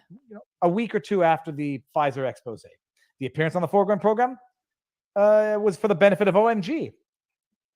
Under the Skin with Russell Brand, where he falsely stated that he had been thrown out of Project Veritas. Oh, he wasn't thrown out. He was just fill in the blank. The appearance on the Foreground program was for the benefit of OMG. The appearance on the whatever. So he goes on programs. He went on Human Events with Ben Shapiro. I thought I was a little disappointed my name wasn't in here somewhere, but I thought he had come on and talked about it with us, but maybe I'm wrong. Where he falsely stated that Project Veritas had been stolen from him. It wasn't stolen. We just surreptitiously acquired ownership and then booted you out. That's not what happened at all, Viva. Oh, the appearance. Project Veritas is a 501c3 nonprofit. It is run by a board. That is the way it goes. Nothing was stolen from James. James had every ability to reimburse the company for the money that he spent that he was not authorized to spend, Viva. James had every ability to correct this at any number of points. The people at Project Veritas wanted that. James didn't want that because it would mean giving up control to the people who are actually running the company, which was the board. This is the foreground. Yeah. Okay, so bottom line, he goes out, starts his own thing. O'Keefe also disparaged the board by falsely insinuating that the pharmaceutical company Pfizer Inc. orchestrated O'Keefe's suspension, or that it was somehow done to mollify Pfizer. The heck does that mean? A company about which a video had been released regarding potentially disturbing actions taken by Pfizer vis-a-vis the coronavirus. Statements by O'Keefe were for the benefit of OMG, yada, yada, yada. And he made his own video, yada, yada. Okay, fine, there you go. So everything he's doing is for the benefit of OMG, but that's not so again, Viva is glossing over things he doesn't want you to hear. So if James O'Keefe had really been fired, again, I'll say this again. James O'Keefe was put on leave on February 6th. James O'Keefe was then indefinitely suspended pending the results of the audit on February 10th. James O'Keefe has run around saying he was fired on February 10th when he was not fired on February 10th. He was suspended pending the results of the audit into his spending. If James O'Keefe had been fired, he would not have been allowed back into the building on February 20th to give a 44-minute going away speech to the employees at Project Veritas, talking about all the ways in which he had been wronged by Project Veritas. If he had actually been fired, that never would have happened. And everyone who has ever been fired from a job, or has friends who have been fired from a job, or has ever seen someone fired from a job, or been involved with someone who's been involved with an organization who's had to fire people, every single person who exists in the real world knows that what I'm saying is true. When an organization fires you, they don't allow you back into the building 10 days later to give a big farewell speech to the employees about all the ways the organization fucked you over. In violation of his employment contract because he wasn't allowed doing that. He owed his loyalty to Project Veritas under the employment contract. Same thing goes to the other two employees. Employment agreement also provides that if Project Veritas obtains an injunction, O'Keefe shall immediately become liable to pay the attorney's fees. All right. If this, what is it? We got it here. So we got cause of action. Breach of contract, bullshit. Breach of contract, bullplop.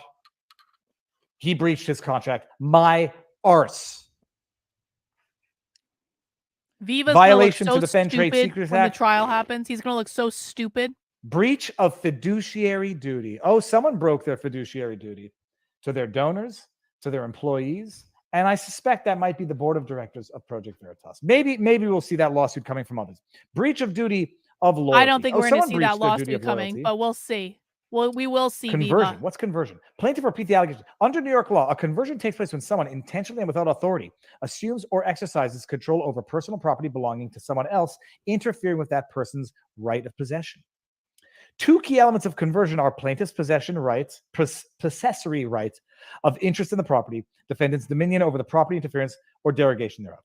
O'Keefe took and failed to return donor lists and contact information, equipment, as well as unreleased investigative publications by Project Veritas, all of which are trade secrets in derogation of plaintiff's rights. Oh, is this going to be fun to watch litigated? It is going to be a thrill to watch this litigated. I wonder if he took that donor list or if they were knocking on James's door to support him.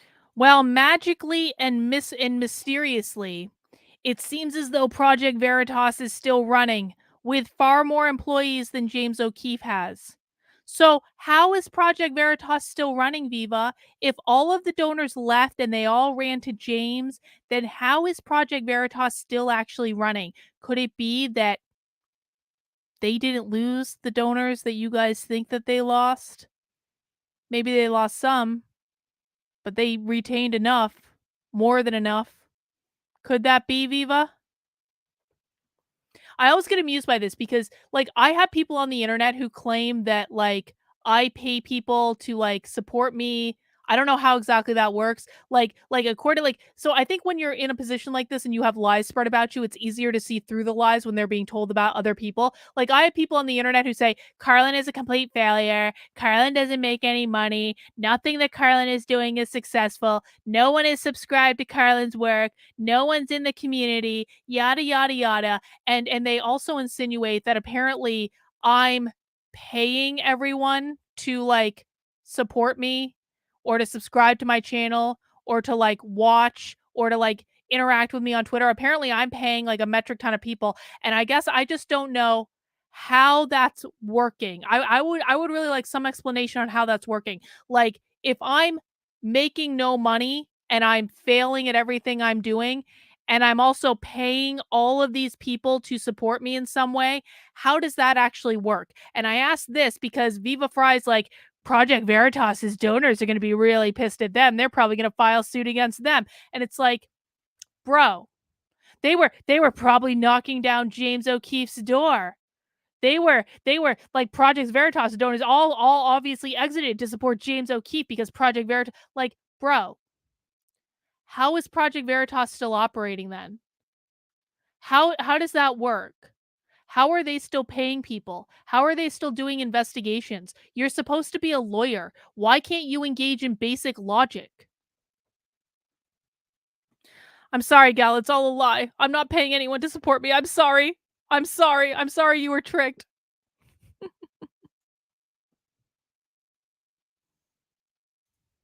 Well, yes, and Kimberly's also making an excellent point. Now that James is not pissing away money on luxury suites in luxury hotels and going out to luxury dinners and taking private jets places that he didn't need to take private jets, and going to visit his girlfriend on the company dime, not doing any fundraising, but just going to visit his girlfriend and getting the company to pay for it. Now that James O'Keefe isn't pissing away money, they probably have more money to work with.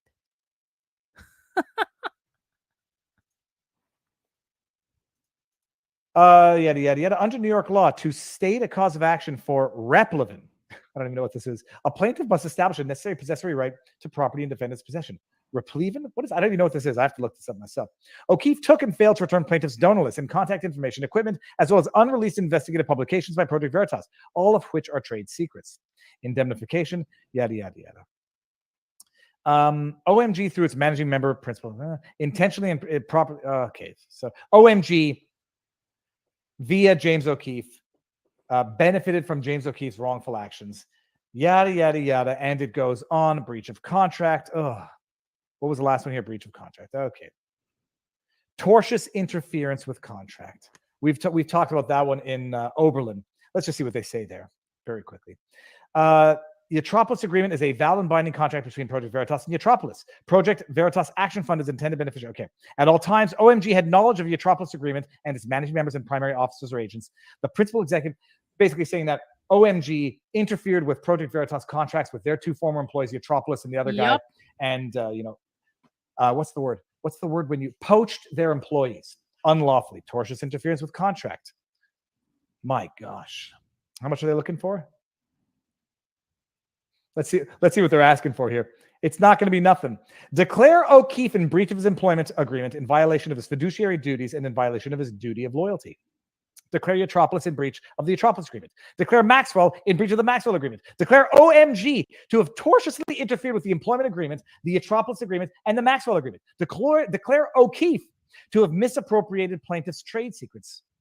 Declare O'Keefe liable to indemnify plaintiffs for their costs of defense and or liabilities arising from actions taken by him or his or heirs or omission. Issue a preliminary permanent injunction enjoining O'Keefe and OMG from soliciting or contacting plaintiffs known as employees or contractors, disparaging plaintiffs. There's only been one person disparaging one person here. Wrong. Obtaining, using, or disclosing plaintiffs' Not confidential correct. information, keeping and failing to return plaintiff's property. Issue a preliminary permanent injunction enjoining Eutropoulos and Maxwell from keeping and failing to return plaintiff's property. Compel O'Keefe to account for his official conduct under New York State Business Corporation Law 720. Award plaintiffs compensatory, punitive, nominal damages. Disgorge all funds by which O'Keefe and OMG were unjustly enriched. Award plaintiffs exemplary damages, reasonable legal fees. Yada, yada, yada. Good effing luck with that. It's going to be glorious to watch. GFL. Good flipping luck. And I cannot wait to watch Viva Robin D'Angelo eat crow on this one. I cannot wait. I am so disappointed. I just continue to be disappointed in these fucking influencers who show through their actions. You don't even have to do anything. They will show themselves eventually that they have no principles, that they are not smart, that they can't think through basic logic, that they don't know how to look at a calendar. Like, listen, I'm about to say something that might make me sound like a little bit of a narcissist, and I understand that. I didn't realize how intelligent I was until I started watching people like this fail at basic logic. I truly didn't. Like, it is shocking to me how retarded these people act. Jenny's getting inky with it said, I suspect this will end up memory hold if it doesn't somehow work out the way he thinks it should. Oh, I'm going to make sure that it's not. I mean, I know I'm not as famous as Viva Robin D'Angelo, but like, I'm going to talk about all this. I'm going to stream. If I can stream that Project Veritas trial, I'm going to stream every single second of that Project Veritas trial because fuck these people. Truly, truly. These are the people that are destroying Project Veritas. Influencers like Viva Robin D'Angelo are the ones destroying Project Veritas. And they're doing it because they're following James O'Keefe's marching orders because he's got them wrapped around his little finger because he's a narcissist. And they aren't taking the time to think for themselves and to think about how many people they're throwing under the bus that were actually doing the journalism that James O'Keefe claims he was doing, but he was just taking credit for. Unbelievable. Unbelievable. Let's move on. The next couple clips we're going to watch are shorter ones. And we are going to see what Jack Posobiec and Charlie Kirk have to say about this. And these are shorter clips of an interview that they did with James yesterday. And I happened to see these on Twitter. So let's watch this. This is about 3 minutes and 39 seconds long. Jack Posobiec, who I'm now convinced totally is a Fed. Charlie Kirk, who was never the brightest crayon on the box to begin with. And this is from the Charlie Kirk Show. Project Veritas sues founder James O'Keefe. He shares his inside story. Let's hear James's harrowing story.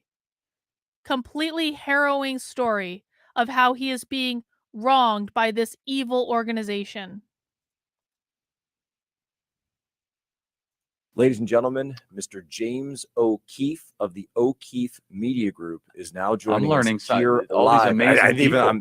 Project Veritas, we know, has filed suit. This is the organization that you were heretofore the face of. The money that was raised for this organization was largely through your efforts. You are now facing a potential lawsuit from them.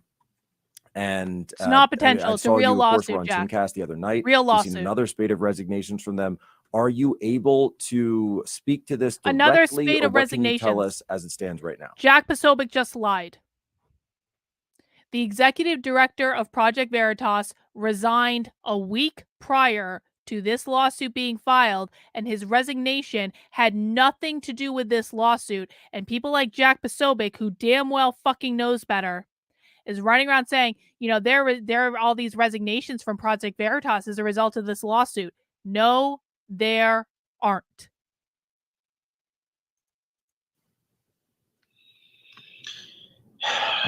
There are efforts to shut me down and silence me from doing what I do. I don't understand it, and like I said on Tim's show, I've decided to take the high road and focus on my work, focus on OMG, and focus on decentralizing citizen journalism. But I was terminated on February 10th from the organization I founded. Wrong.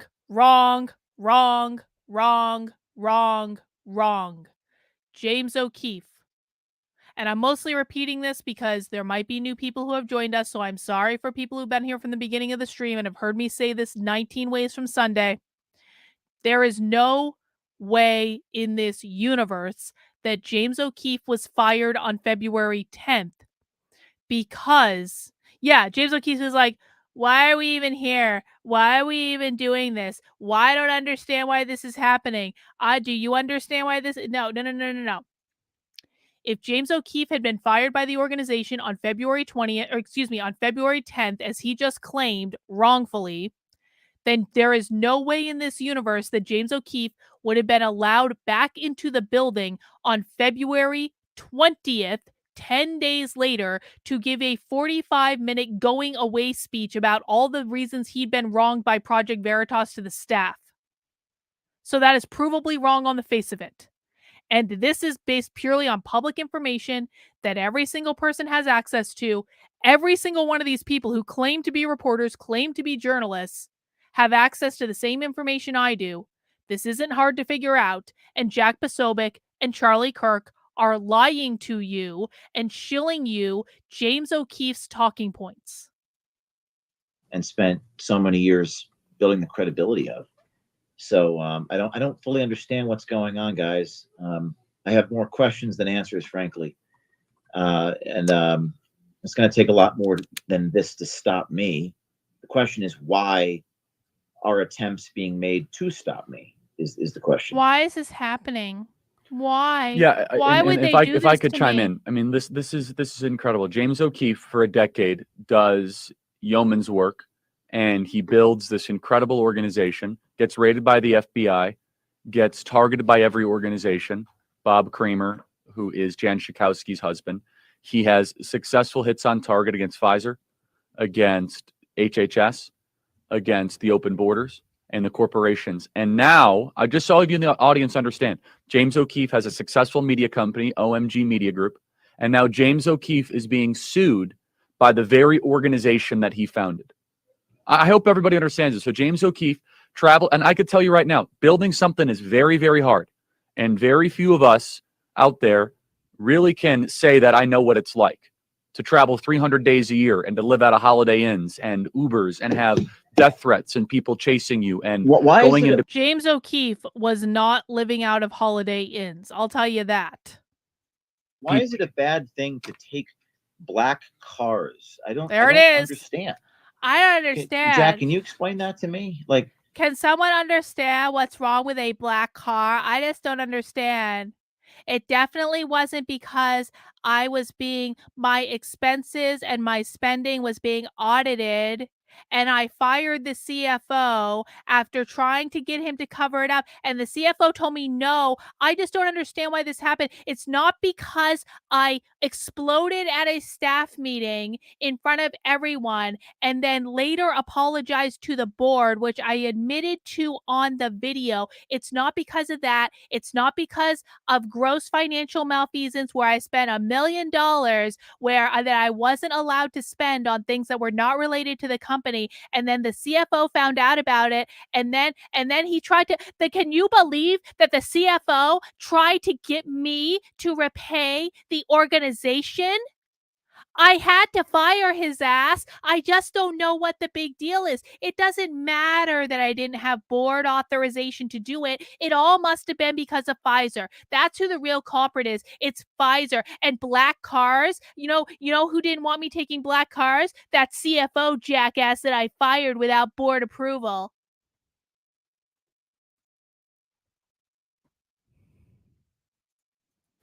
I mean, as you say, we spend $100 a day on a car. Okay, well, don't you have to understand what the total revenue you're generating from all those meetings in a day to understand whether, I mean, so this doesn't actually make any sense. And that's why it's almost like it's designed to elicit a reaction out of me so that they can use my reaction against me, which is why I just want to keep going forward. Unfortunately, now I have to spend money on lawyers, and that's what this is really about. And right? and you have to give me money. It's the I need process money. is the punishment, Jack. You've said Send that me before money. about the FBI raid. Absolutely. Please send me money. The process is the punishment, and the punishment is the process. And this whole thing is designed to stop me. What the motive is, I don't know, and I don't want to speculate. But what I do know is that most people couldn't handle it. Because now you got to raise money to pay all these lawyers, and then you got to go travel around and meet with people to ask for money to pay the lawyers. On O'KeefeMediaGroup.com, there's a link to a legal defense fund which you can donate to. You can all give me money. It's a 501c4. I'm not on the board of, but you can give money to that, and can you please give me my money? legal bills. I'm not going to stop, and I'm going to keep doing what I'm doing. Isn't that nice? Isn't that nice? Quick little clip. Next, we're going to watch The Blaze, the take from The Blaze, Sarah Gonzalez. I have no idea what Sarah's going to say. Let's see.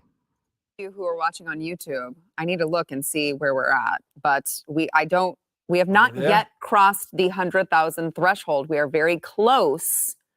So what we need you guys to do is make sure that you subscribe, hit the like button, just violently hit it. I don't care. Hit it however you want. And go ahead, comment. Let us know what you think of the news of the day. We're going to have a big party when we hit 100,000. And I'll drink. And you guys can't be here, but you can drink along with me at your home. And every time I say this, I feel like Yaku is silently just judging me because he doesn't drink and I'm a degenerate. So. I'm not judging you. I'm not judging you. Anyway, all right. So I want to get to this breaking news this afternoon about Project Veritas. They are suing James O'Keefe. And look, Jason is the guy that we are like, hey, there's a really long document. You read it. And so the lawsuit that was filed today, we haven't had a chance to go through all of it yet. I'm going to ask Jason if I've missed anything that you did see. But from what I'm gathering, Project Veritas is asking a federal judge to stop James O'Keefe from working as a journalist, even though they're not paying James O'Keefe. They say that he should not be allowed to work. His new company, OMG, O'Keefe Media Group, should be shut down. And they say being known as the founder of an organization does not entitle that person to run amok and put his own interests ahead of that organization. Defendant James O'Keefe failed in his duties to Project Veritas, causing it serious and significant damage. O'Keefe must be held accountable, as must the organization O'Keefe created. And of course, they are also including two of the former employees of Project Veritas that left to go with James O'Keefe, one of them being R.C. Maxwell. They say they breached their contracts with Project Veritas for the benefit of James O'Keefe's new company. And of course, James O'Keefe will be on Timcast tonight, he announced. He said, I'll be making some major announcements. There were no major announcements. I will be tuning in. There were no major announcements. So in a nutshell, None. Project Veritas fell prey to what I think a lot of brands that get to a certain level and they think it's all about the brand and not like, a la Apple, Steve Jobs, something like that. They thought they were bigger than James O'Keefe. James O'Keefe was Project Veritas, which they did not believe anymore. So they thought that he would go and everything would say this be fine. One of my favorite things to watch was the Twitter minus followers thing. Did you see that? Yeah. Every single conservative who is cheering for the downfall of Project Veritas, and I've said this from the very beginning, is a moron. I was pissed off at Project Veritas at the beginning because I thought they were going to go down. And I was like, what the fuck are you doing? And then I realized what was actually going on. And I realized that they were doing everything they could to try to save the company.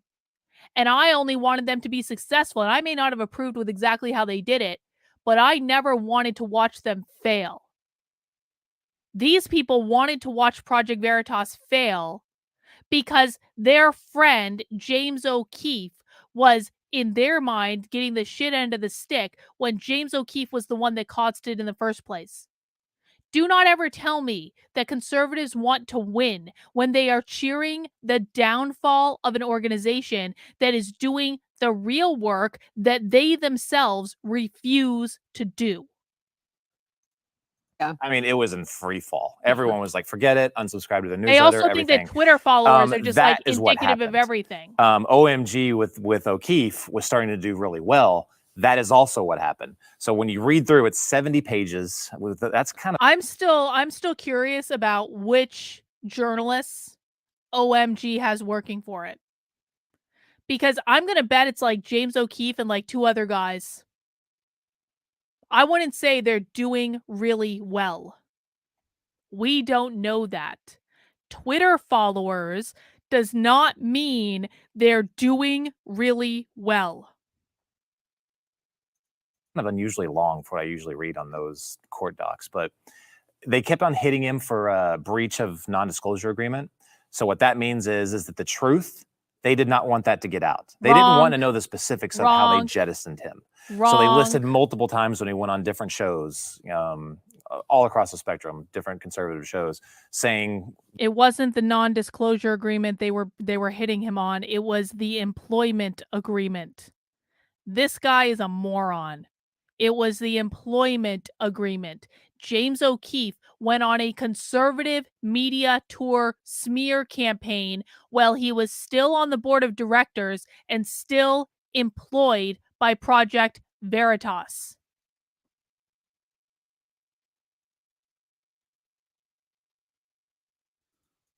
The reason why he was ousted. They were really pissed off at that. They were also really pissed off. They kept on talking about like donors. I don't know if he reached out to donors or whatever. They said he wasn't able to, but translation meaning a lot of their donors started pulling out because they were with O'Keefe, not with Project Veritas. So I'm sure a lot of them were, flying out of there looking to put their money into the true talent that was at that. The true talent. That's in a nutshell. The true talent. The true talent. James O'Keefe is the only talent. James O'Keefe did not get the Pfizer story. James O'Keefe is not an undercover journalist on any of the stories. But James O'Keefe is the only true talent at Project Veritas. What about the actual undercover journalists who actually go and actually get the people on camera for all the different stories that they've released, including Pfizer? James O'Keefe is not those people.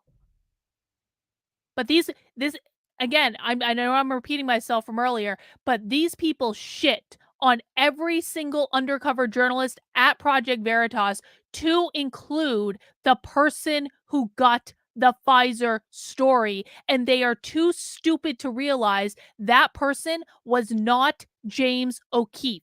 James O'Keefe came in afterwards to confront the Pfizer person so that he could have his moment of being the star of the show, because he was not the undercover journalist who got the story in the first place. That's what it is. He was having too much success. They were falling off too much. They're looking at ways to nitpick all the different details. This is what, if I was O'Keefe or advising him, I think that, and I'm sure he's going to do this, countersue. Yeah. Let all of this come out Please in do discovery. it. Yep. Please Again, do it. call their bluff. Yep. Please I can guarantee do you it. they do not want that to come out in discovery. They don't That's care. what he should do. That's probably what he's going to announce. That's my prediction. And this is going to Please get a do whole it. lot more juicy. if that happens. Please. Yeah, exactly excited. what should happen. We talk about discovery often. Yes. When you know you're in the right, open the books, baby. Let's go. And he should go there. It's so So it's my understanding that James O'Keefe has like a couple of weeks with which to respond to this lawsuit. Let's see what James O'Keefe is going to do. They're saying right now, when you're in the right, sue them and it will come out in discovery. Let's see what James O'Keefe does from here. I think that Project Veritas would be thrilled if James O'Keefe tried to sue them. I think they would be thrilled. I don't think Project Veritas has any Project Veritas, you morons, are the ones that demanded the jury trial because they want all this to come out.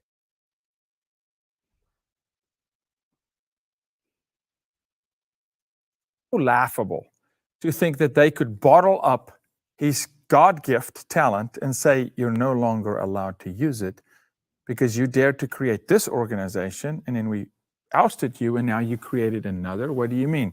It's shows you how even that woke mentality of entitlement infiltrates conservative groups sometimes.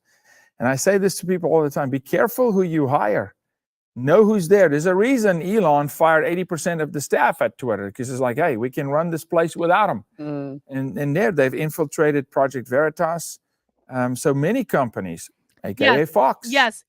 I bet you that journalist that actually got the Pfizer story that James O'Keefe is taking credit for, I bet you that journalist is just a woke leftist infiltrator because they're all secret leftists, right, conservatives? Everyone is a secret leftist. It couldn't be that there's more going on that you idiots are not even bothering to investigate. Everyone is a secret leftist, including the Pfizer journals. Oh, I'm sorry. In your world, James O'Keefe is the only one that mattered in the Pfizer story, not the actual journalist that got the goddamn story. Need to pay attention and understand. But James is going to do well because he's gifted and he's talented. And he didn't have to call donors. They can think for themselves. They know why they donated. They're like, we're out of here. Wherever he's going, we're going with him, or maybe we're going to someone else. Maybe we're going to, come join some of the folks at the Blaze. But they had language in those court docs that said, oh, if you look on his website, it says we have an army of journalists, or we need an army. And if you look on our website, it says something very similar. I'm like, are you kidding me with that? Like, you're just You don't have a trademark on. I know, the army of journalists. In the employment agreement, it explicitly states that you're not allowed to create competing organizations while still employed by the organization. It is a standard non-compete, which James broke the moment that he created his new company on February 17th, when he was still employed by Project Veritas, still on the board of directors of Project Veritas, and you assholes are making a joke out of it because you're too stupid to realize what you're looking at. This is why conservatives lose. This is why conservatives lose. This right here. Because this is the very best that the conservative influencer space has to offer. He's taught in the beginning still, and he holds the same position. It's his. And they know once OMG really takes off, they are nothing. They have to stop his ability to do his job. They can't, because they can't replicate it. Yep. It is funny too, because They can't replicate whenever it. they They were the ones producing it all while James was taking credit for it. And these idiots really think that James O'Keefe was doing absolutely everything at Project Veritas, that James O'Keefe was doing all the journalism, James O'Keefe was doing all the research, James O'Keefe was doing all the video editing, James O'Keefe was doing all the production, James O'Keefe was just doing everything by himself with no one. You really think they can't replicate it? They've been the ones producing it this entire fucking time. First started going through this, remember they released that video that was like, Project Veritas is all of us. We are Project Veritas. Yeah. And it's like, no, that's not really the way this works. Yeah, that's cute. Please double down on that. It's cute. I mean, but again, it just takes you back to the conversation that we had when all of this was taking place, which is it sounded a whole lot like there were a lot of Gen Zers, a lot of young people who worked there who thought that they were way more important than they were. And unfortunately, that's just life, right? Like if you're not James O'Keefe, if you are hired as, you know, an assistant or a secretary or an office manager or whatever, and you are an underling, to use, I can't think of a nicer term. And I'm just kind of a blunt person. So if you're an underling. Okay, Sarah, I'm going to be just as blunt as you are. You are a raging fucking moron if you think that James O'Keefe was doing all the undercover journalism up to and including the Pfizer story that you are apparently so enamored of and have watched so many times that you didn't even realize that it was not James O'Keefe who was the undercover journalist. And you're saying all these people, they're just secretaries. They were just assistants. They basically bought James O'Keefe coffee because James O'Keefe was just doing everything. And I don't know why they thought they were James O'Keefe. Probably because they were the ones doing the actual journalism, Sarah. They were the ones actually going and getting the stories. They were the ones that were actually getting the Pfizer guy on video. James was not the one who did that.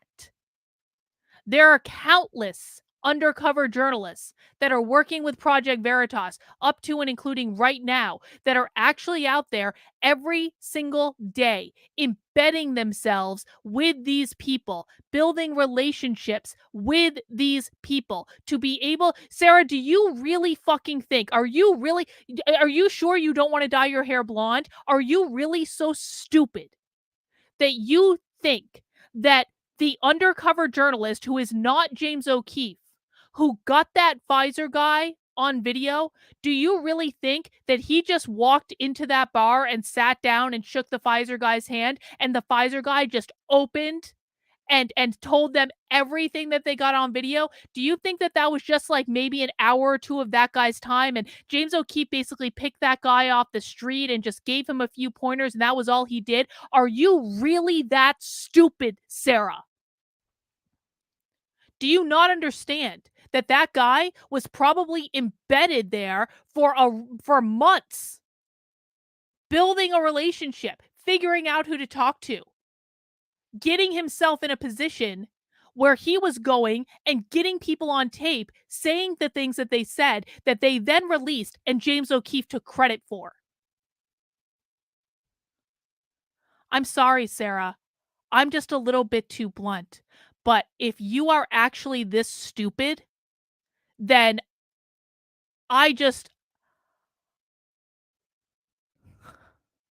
there are no words. You're not that important to the company. They can find someone else with a basic skill set to replace you. That's just the way life is. And these people think that they're so important. They're like, well, I had a suggestion that James O'Keefe didn't take to run the company. Like, okay.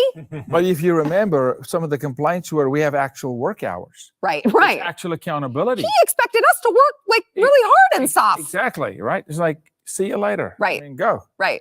It's a tough lesson to learn, And but a very valuable even one. if they're not even an underling, but they are a great talent themselves, this is not you. It's not your time. Right. This is not how this works. Right. Why I hate this minimum wage conversation. Yeah. You should go work for nothing, you know, and really bust your backside, because this is how you build character, and that's why Gen Z doesn't have character. Yeah. Do you know how you get to be as smart as these people, guys? You go and you work really hard and you show up and you work for nothing, and someday you'll be as smart as these assholes and you'll get your own TV show.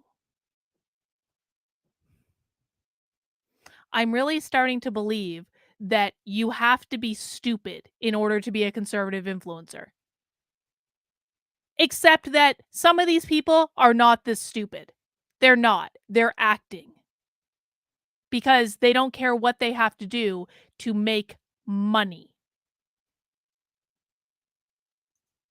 Project Veritas is really going to show their colors on how ruthless they're going to start going after him. Because I'm remembering another part where they were talking about remember how there was like employees supposedly that were like saying he was mean to them or whatever. Yeah. But then on He one stole my sandwich. exactly, and one of them said he seemed to go out of his way towards the women, Yeah. and I was like, okay, Same. like Right. I can tell where this is Yes, going. yes, like, exactly. come on. And You mean how James O'Keefe overtly violated employment law when he told a woman that if she got pregnant, that he was going to fire her because she wouldn't be able to be around as much as she needed to be in order to raise money if she got pregnant? That's your good conservative values coming through. Shauna, thank you for the super chat. Oh, here we go. It's because the kids don't know how to work. It's just Gen Z entitlement. Also, these people probably have no idea what their video teams do. I promise you. These people right now, guys, these people on this show, did you know they're also running the camera and they're going to edit everything and they're producing everything? And they're not just hosts of a show that are saying stupid things on the internet, guys. They're doing everything. Sarah Gonzalez is running this entire operation from her iPad because they're doing everything. They don't have teams of people around them. Don't look behind the curtain. Don't do it. Jenny's getting inky with it. Thank you. That must be why these people don't have character. They're not had to break their back. They just talk. Well, Sarah Gonzalez had to go to the mall and she had to buy a push-up bra, Jenny. And she had to get that really ugly pink eyeshadow. And it was so hard. It was so hard. I mean, let's just make sure we're looking at Sarah Gonzalez's eyeshadow. Hang on.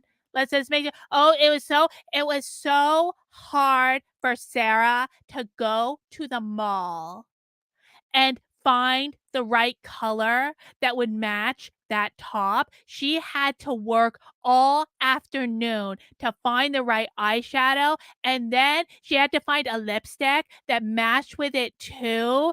And while she was doing that, she was running this whole production on her iPad because they definitely don't have teams of people behind the scenes. Those are just the little people. Those are just their assistants, and they bring them coffee and they tell them that they're beautiful and they make sure their push-up bra is in order. And that's all those people really do. We don't really need those people. We could fire them all. They don't know how good they have it. Do I have that about right?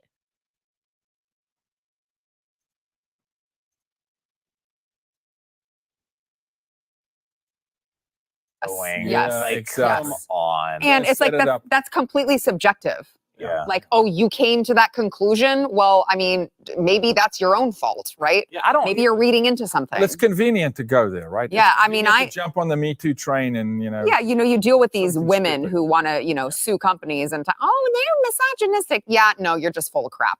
If you like that clip, there Well- is plenty more where that Someone's full of crap, Sarah. Someone's full of crap. I'll tell you that. All right, guys, what else do we have? I don't want to watch Isabella Riley because I feel like she's just too young and she doesn't know better. Oh, let me see.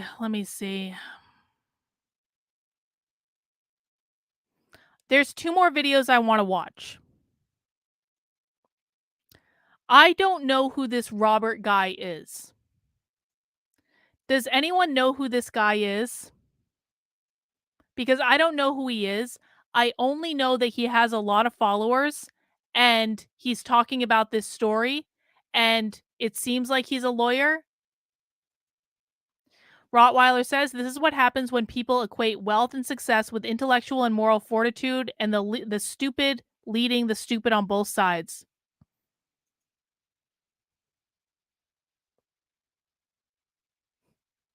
Well, why don't we watch the Mr. Reagan video then? Why don't we watch the Mr. Reagan video? Because I do actually have to go to bed at some point. So this will be a nice round out to this entire stream. And I can watch that lawyer video later and I can decide if I want to, if we want to do that. So this video is a little bit different. And yes, I'm live right now. So up until this point, we have watched conservative influencers make absolute jackasses of themselves, fawning over James O'Keefe. We have watched Liz Wheeler, Viva Robin DeAngelo Frei. We've watched Sarah Gonzalez. We've watched Jack Posobiec. We've watched Charlie Kirk. None of them know what the fuck they're talking about. None of them have bothered to do any journalism at all. None of them bothered to contact their friends and their contacts at Project Veritas to say what is actually going on. None of them bothered to do any due diligence at all. Mr. Reagan did not make an ass out of himself. In fact, Mr. Reagan, back in February, this video is from February. Mr. Reagan is the only one who behaved responsibly in this situation that I know of. Because what you're going to hear on this video is that Mr. Reagan called his friends at Project Veritas after he found out what happened with James O'Keefe. He found out what was going on and he made a video talking about it. Okay? So what I have said is that James O'Keefe was being investigated. We're going to do a quick too long didn't read and then we're going to watch the video. This is my position. James O'Keefe is responsible for all of this because James O'Keefe was being investigated by the CFO of Project Veritas for spending money that he shouldn't have spent. They wanted him to reimburse the organization. He didn't want to do that. James O'Keefe then fired the CFO and the CSO without board approval to do so. The board got pissed. The board took away James's privileges. Then James threw a massive hissy fit and started smearing Project Veritas all over the internet. But what the root cause of all of this was James's spending.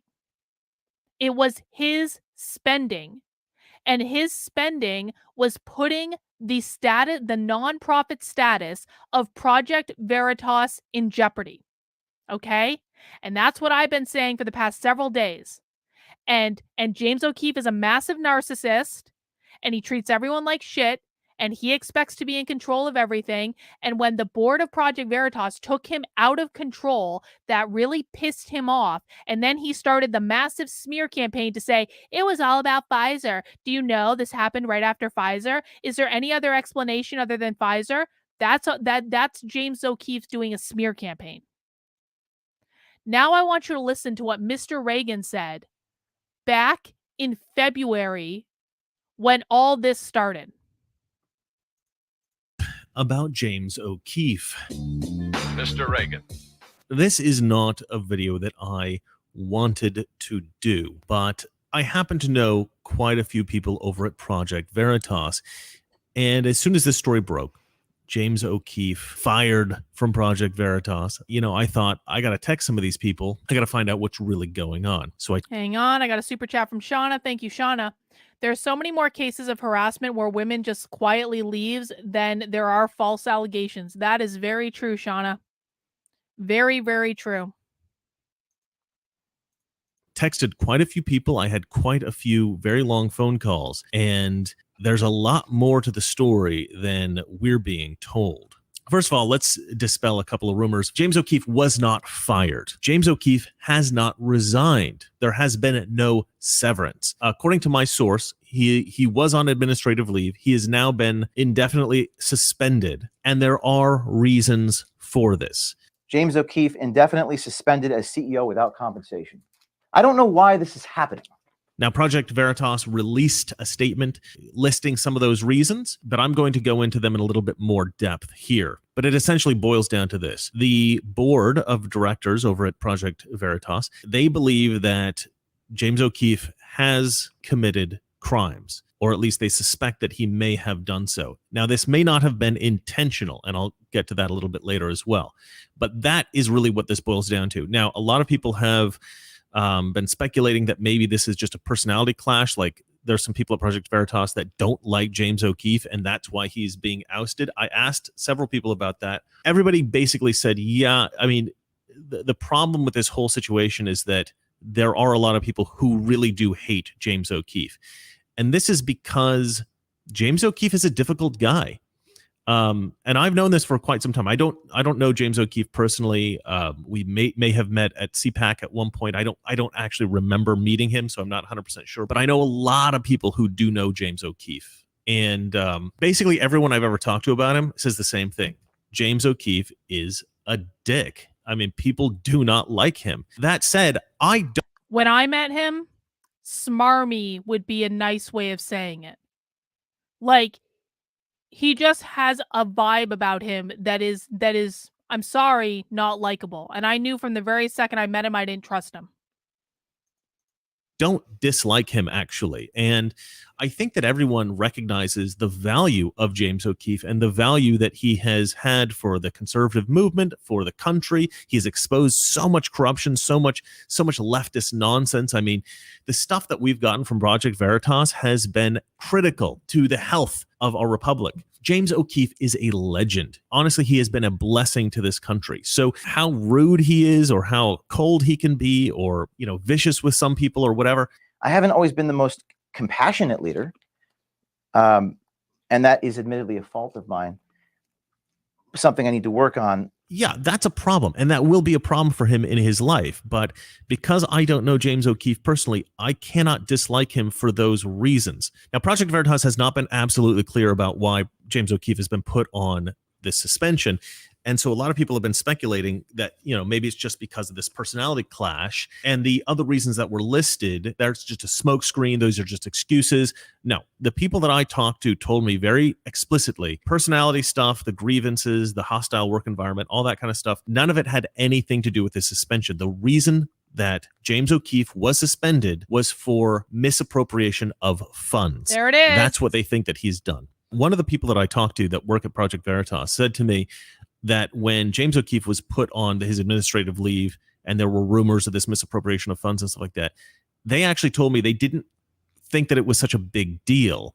And the reason they thought that is because they thought, if there is some kind of suspicion of this and it has to be worked out of the company, this seems to be the appropriate action that needs to be taken. In the real world, guys, in big boy and girl organizations, when the CEO is caught spending money that he shouldn't be spending, your privileges are taken away while they sort it out.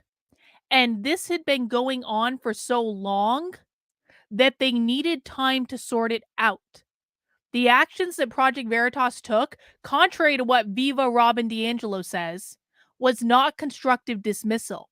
It was the responsible thing to do when you uncover massive financial malfeasance by the CEO that is jeopardizing the nonprofit status of the organization, and you need to do a full audit to figure out what's going on.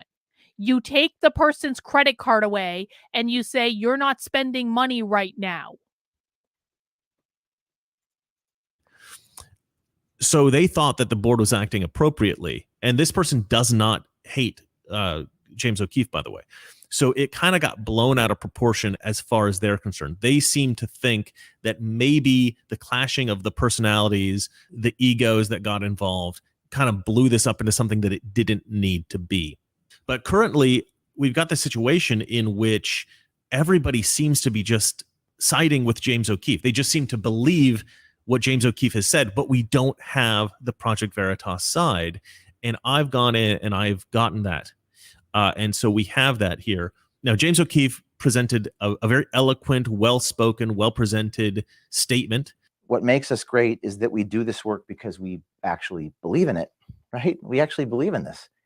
It shocks people that we do. And I just want to remind everyone again that James filmed this video on February 20th, which is 10 days after he claims he was fired. And there is not an organization in this universe that is going to allow a fired CEO to come into the office to film a 45-minute going away speech in front of the employees if he was actually fired. He wasn't fired. James is lying every time he says he's fired. And the proof of that is the fact that this video exists. And we have a passion for it and we have principle. Like, I know, we don't sell out. I think that's fair. I remember back in the beginning, 13 years ago, when I had like no money, I would have to use bubble gum, duct tape. I think you were around during that time. I keep looking at you because I've known you since Andrew Breitbart. And my grandmother's chinchilla, I literally had to place a Project Veritas sticker on a piece of cardboard that I ripped off from my dad's cardboard and stick it to a microphone at Radio Shack because I had no money to buy a flag mic. And I'm going to take you through this. I'm going to take you through what happened. On Thursday, February 2nd, that's a few days after the Pfizer story, I was informed by an officer of Project Veritas, CFO, on the phone while en route to the airport, that he would resign unless I stepped down as CEO. We've been having a conflict of visions, him and I. The conflict of visions was that the CFO was investigating James's spending, and James didn't like that. And I haven't heard confirmation that the CFO actually threatened to resign either. I don't know if that's true. I don't know if it's false. I tend not to believe anything that James says at this point, but I don't know either way on that one. No, that won't be happening. I don't have liars and scoundrels on my show. Thank you, though, for the suggestion. Over fundraising. I tried to deal with it privately, but I was unsuccessful, and the disagreement boiled over publicly in a staff meeting. The next day, this individual refused. The disagreement boiled over publicly in a staff meeting because James tried to get the CFO to cover up for him, and the CFO said no, and then James lost his shit in the staff meeting in front of everyone when the CFO was continuing to investigate his spending. Refused to resign, so I fired him. He didn't Later have the that authority same to do day, that. that's He didn't have the authority Thursday, to do February that. 2nd, a few days after the 50 million viewed Pfizer videos, I was informed by a different officer of Project Veritas that he would go to the board in a few hours from that moment and have an emergency vote to restructure this company. Receiving an agenda in my email while I was sitting on an airplane tarmac with the doors closing, the meeting was scheduled for the moment that my plane landed in Nashville. It became clear to me in that moment I would be removed from my position at Project Veritas by the time I landed They didn't remove at my him. destination. I bet you Lie. didn't know that. They didn't remove Both him. my parents are as genuine and down to earth as a son could ever have. It's true, you never really know someone until you go through hell with them. You see, back in the carriage house 13 years ago, the feds would come to my home to make sure. Every time you guys see James O'Keefe do an appearance, I want you to watch for the sob story. Because if there's anything I'm sure of in my life, it is that James O'Keefe is a narcissist. James O'Keefe doesn't have these feelings. It's a sad thing. I'm not, narcissism is a sad thing. But James O'Keefe does not have these feelings. And he has been trotting out this sob story over and over and over and over and over again as a way to build sympathy, to emotionally manipulate people, to get them on his side, and to tell his story, which is not the truth. Sure that I was inside my house, administering random drug tests and rifling through my expenses to make sure I wasn't lying about the strawberry ice cream I bought at 7-Eleven. My father went through this hell with me and stood up to those bullies on the front lawn and told them to stop harassing. This is a really good point. James O'Keefe is obsessed with musical theater. James O'Keefe knows how to act. He's also a really good singer. I've seen him sing live in person right in front of me. He's a fucking great singer. But he also knows how to act. Harassing our family. And at that point, that's all I had. he presents himself as perfectly innocent of having done anything wrong, and he is just basically the victim of something, and he's not really sure what, and he presents a few different theories as to what's going on. You know, he's kind of suggesting like that this is some kind of nefarious stuff. Let's look through the accusations specifically, like what exactly Project Veritas is claiming that James O'Keefe has done here. So they've given a few examples. They say that he spent $14,000 on a charter flight to meet somebody to fix his boat under the guise of meeting with a donor. He lost $60,000 putting together dance events such as Project Veritas Experience. He spent over $150,000 in black cars over the last 18 months. I asked about that. That's apparently Uber Black. It's just a sort of like a more expensive Uber, right? He spent thousands of dollars on DJ and other equipment for personal use and hundreds of other acts of personal inurement. And this is the real problem. Like this is where they're concerned. I think a lot of us hear that and they think, okay, well, so what? It's his business. He created it. He can use the money any way he sees fit. But actually, I flat out told Project Veritas when I was talking to them the other day, I was like, you guys need to hire HG Tudor because he will be able to tell you exactly what James O'Keefe is going to do. Like, I really hope that they do. That would be like a really smart decision, I think, because I think that this whole situation, because guys, there is going to be a trial. There's going to be a lawsuit. Like Project Veritas, I would be shocked to high heaven if Project Veritas just let this go or settled or any of that because they want the trial. They want all this to come out. And leading up to that trial, James is going to get worse. And HG Tudor would really be able to help them. And so I hope they reach out.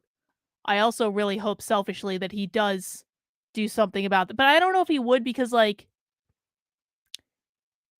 I don't know if Project Veritas is like a British thing or if it would be something that would be interesting to him. I don't know if it's like famous enough. Oh, Robert Barnes is going to do it on Sunday. I don't have high hopes considering the debacle that Viva made of it.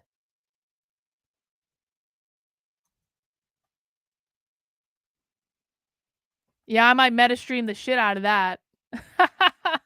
We'll see. We'll see what time it is. We have movie night on Sunday.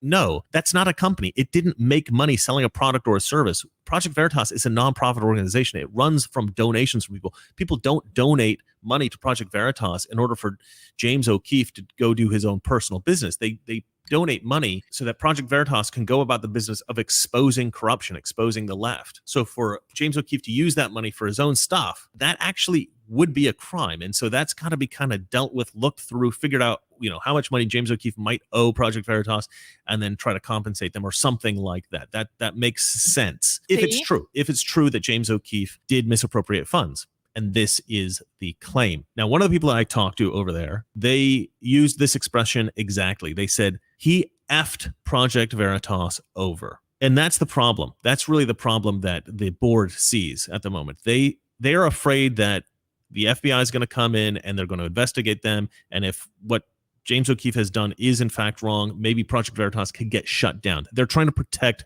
Project Veritas. And they're trying to protect James. That what I was told was, look, if they can reconcile this, if they can fix it so that Project Veritas is compensated for any perhaps personal expenses that James O'Keefe took money for, then there wouldn't be a problem, right? So they just got to work together here. And I will say on a personal note, just from my life experience, I wouldn't expect that James O'Keefe, if he has done this, if he is guilty. James O'Keefe is a narcissist. I don't know if James O'Keefe is a sociopath. James O'Keefe is absolutely a narcissist. 100% a narcissist. Of this, I don't think he intended to F over Project Veritas. My thought is that, you know, look, this is his organization. It's his baby. He often does have to use money for business purposes, but things that he'll go do personal things on that business trip, right? So like, let's say I want to go to Chicago. I might spend business funds to do it because it's a business trip, but then I have a friend in Chicago. Maybe I go meet up with her and we have dinner or something like that. You know, that's a private thing, but on a business trip. So one of the people I talked to told me that There were certainly things like that, like James would go do a donor meeting or something, and then he'd go do other stuff on the side. That's not what they're upset about. Because Mr. Reagan's right about that. That's true of every business trip. It's like you go on the business trip, you have business things that you're doing, that is allowed. And then if you have free time, you can go do other things, right?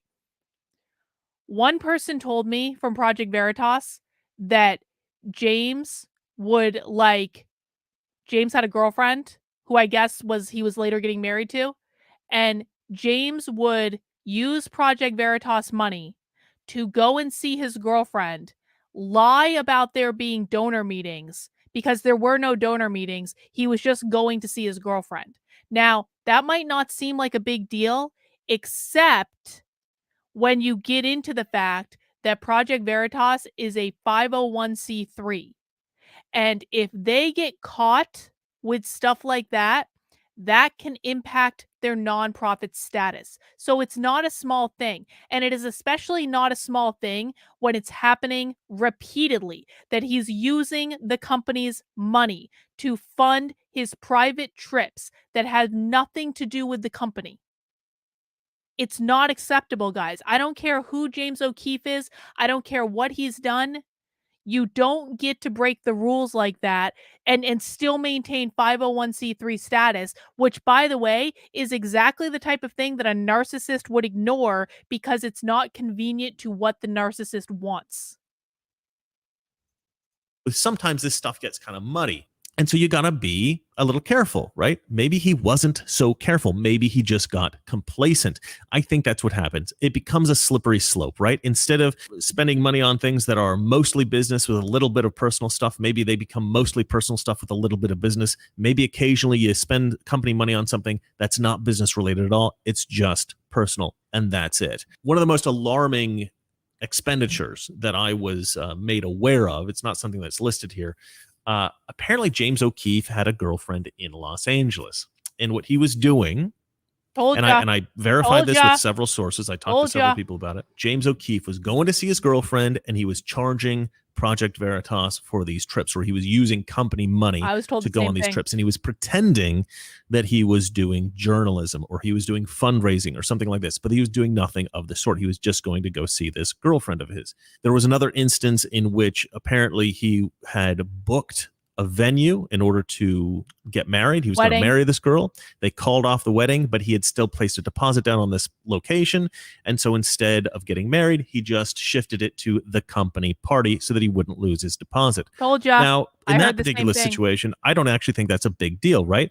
So some of this stuff, they may be wrong. Maybe the board is wrong in some cases. And in fact, some of the expenditures were totally legitimate. In other cases, maybe they weren't. But it would make sense that they would want to put him on administrative leave or suspend him until they had time to go through this, to go through the accounting, figure it out, balance the books, and then maybe they can figure out how to move forward with James O'Keefe. And that's exactly what they wanted to do. That was why he was indefinitely suspended pending the results of the audit, which is the part that he leaves out. It's the part that Viva, Robin DiAngelo leaves out. It is the part that all of these people are leaving out. He wasn't removed from his position. He was suspended pending the results of the audit because Project Veritas wanted to work with him to get the expenses reimbursed that he shouldn't have spent in the first place, but they were willing to work it out. And if James had just reimbursed the organization, they could have absolutely moved forward, and I don't think anyone would have had a problem with that. But James didn't want to do that. He wanted the CFO to sweep it under the rug, and the CFO refused, so he fired the CFO, which he did not have authorization from the board to do, which he lied about, and then the board took action to make sure that this crap couldn't continue. And they were doing it to protect the 501c3 status of the organization. But then things get a little bit stickier because one person that I've spoken with told me that there was a thought, there was a rumor, there was an idea out there that maybe James O'Keefe's suspension was retribution for his firing of the CFO. He's recently fired the CFO. chief financial officer. So I asked about that. I asked some of the other people at the office Thank about you, that. Ryan. I appreciate and what they it. told me was, no.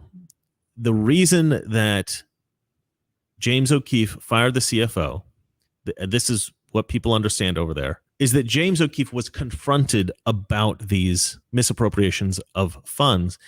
And he basically tried to influence the CFO to cover it up, to help him cover up the crimes, if they are crimes.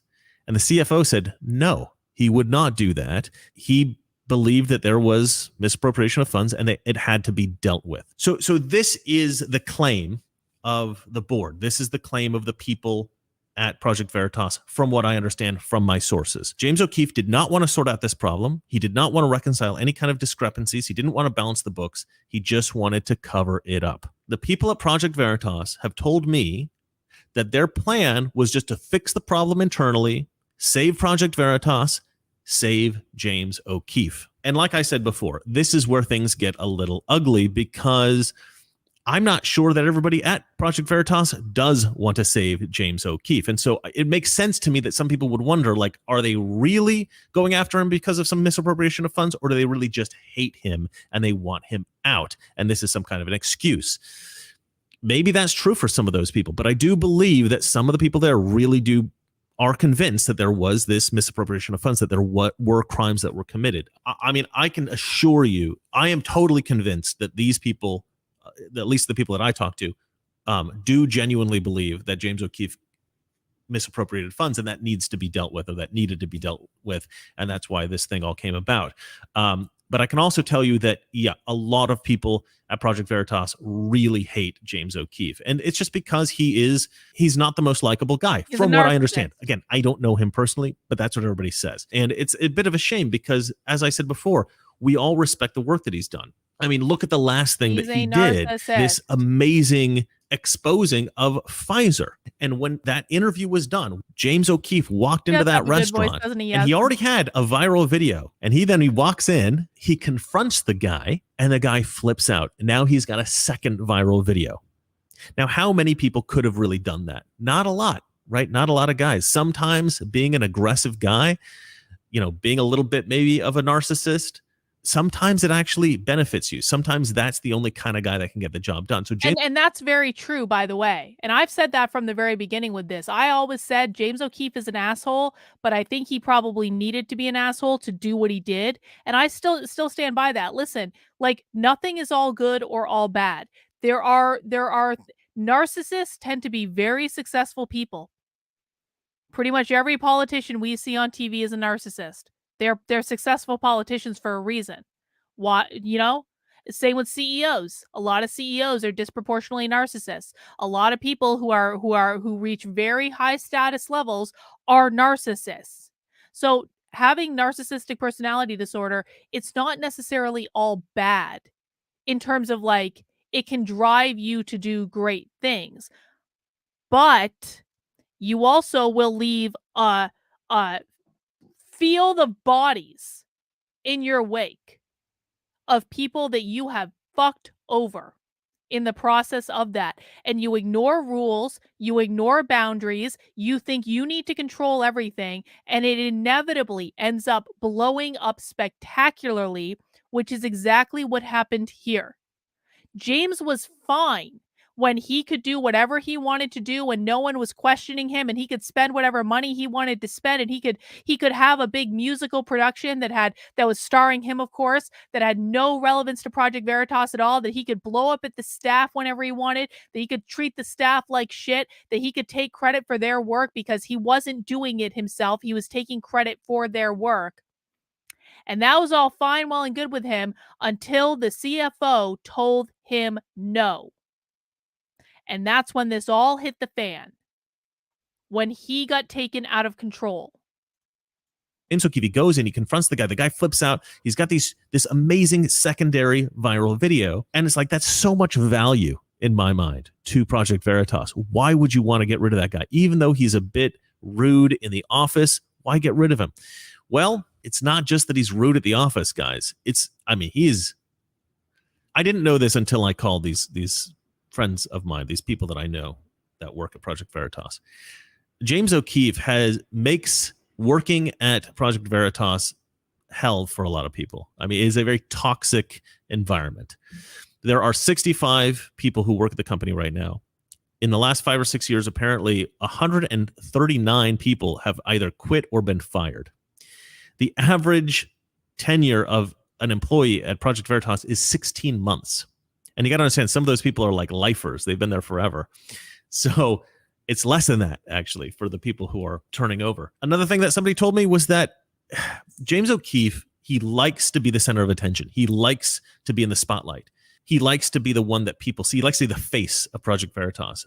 So occasionally you'll have somebody else at the company who will get a little bit of notoriety, who will become a little bit of a public figure. And what does he do? He benches them or he fires them. And I've heard. So can you guys name anyone else at Project Veritas except for James O'Keefe?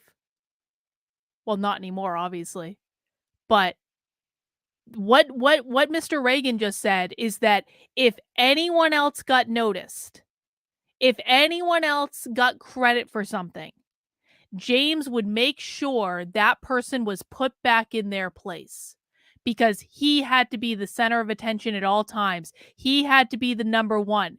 Again, James is not the undercover journalist. He hasn't been for a long time. But those people, I mean, and you could say, well, they're undercover journalists. Of course they aren't going to get accolades. Well, anytime someone did, James would make sure that would never happen again so that he could always be the one in the spotlight. That is exactly what a narcissist would do. He's fired a lot of very good people because he doesn't want anybody usurping his authority. He's the main guy there, and nobody's going to look good next to him. It's just going to be him, and that's it. That's what people have told me. Now, look, I'm not trying to make James O'Keefe look bad. I have nothing against him personally, and I massively respect what he's done. But when you have this kind of personality, you're going to make enemies. And when something like this happens, people may not be lining up to help you. In his video in which he expressed how he's being removed from his position at Project Veritas, he suggests that maybe this has to do with Pfizer, right? This was his last big story. Maybe Pfizer's a very important company. Maybe Pfizer came in, they talked to the board, and they told them, you got to remove James O'Keefe. I have been told explicitly, this is absolutely false. There's no truth to this. Pfizer had nothing to do with it. These conspiracy theories are completely false. This is completely an internal thing.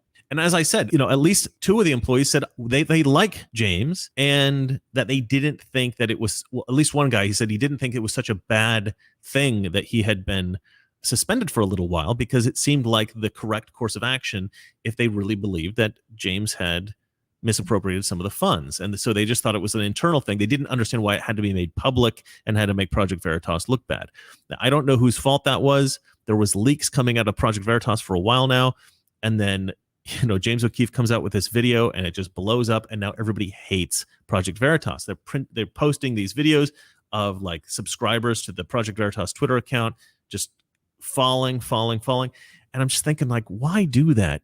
Why do it? Why turn your back on Project Veritas after all the good they've done? Yes, James O'Keefe is Project Veritas, but Project Veritas is also a bunch of other people, 65 people at that company. Exactly. There's no reason to turn your back on all of them. They're good people, guys. They're really everybody good loves people. James O'Keefe, but like maybe he's every single Project Veritas employee that I know are like, they're good people. They are. A lot of them are very humble. They're not like someone like me. They're not like brazen and brash, and they're not gonna like, do like I do and like say everything that comes out of my mouth or say everything that comes out of my mouth, say everything that pops into my head. They're humble, they're kind, they're soft-spoken. I have never had a bad interaction with any Project Veritas employee. I had a bad interaction with a security guard. They had an event one time, but that wasn't their fault, and that security guard got fired. But I never had a bad interaction with any Project Veritas employee. In fact, I'm on good terms with like many of them. I'm friendly with a bunch of them. wrong here. And there's a bit of an issue because he's been attacked before unjustly several times. And so we've gotten to, I think, a habit of defending James O'Keefe and standing up beside him and saying, I'm going to defend this That's guy. exactly right, Jenny. But this is not the case of like the left going after Exactly him. right. Or, some. This is I think that James was leaking this all out from the very beginning in order to gain the upper hand and to have control of the narrative. Because Project Veritas was trying to kind of keep this quiet. And James tried to use that against them. He was like, you aren't even going to tell people, because James wanted it all public so that he could build public pressure to try to get Project Veritas to cave and give James what he wanted. Other kind of like deep state enemy. This is his own people, like the people that he works with every day, saying, there might be a problem here. So maybe let's take a step back and not just unsubscribe from Project Veritas. There can still be Project Veritas, so we can still support James O'Keefe at the same time. At the end of the day, one of the people I talked to said, who's benefiting the most from this is James O'Keefe. Project Veritas isn't benefiting from it. Like, nobody's really enjoying this problem, this suspension, this video that James O'Keefe has put out, but he's kind of turned it to his advantage, right? Because he's got so many supporters. But here's the kind of good thing about that, I think. If James O'Keefe does decide to step away from Project Veritas, or if they do fire him, or however it happens, James O'Keefe is severed from Project Veritas, James O'Keefe can just do it again. And he doesn't have to start from the beginning, because the truth is that he can find investors to start up a new Project Veritas. Obviously, it wouldn't be called that, it'd be called something else, but he can start a new company, a new nonprofit, whatever it is. Well, he should have waited until after his employment agreement was over. If he put up a crowdfunding site, I know that I would support it. I would give him money to do that, because So it's important to note, just back on the timeline, at the time that Mr. Reagan made this video, which was, I think, on or around about February 20th, like when James released that big going away speech, James had already created another company.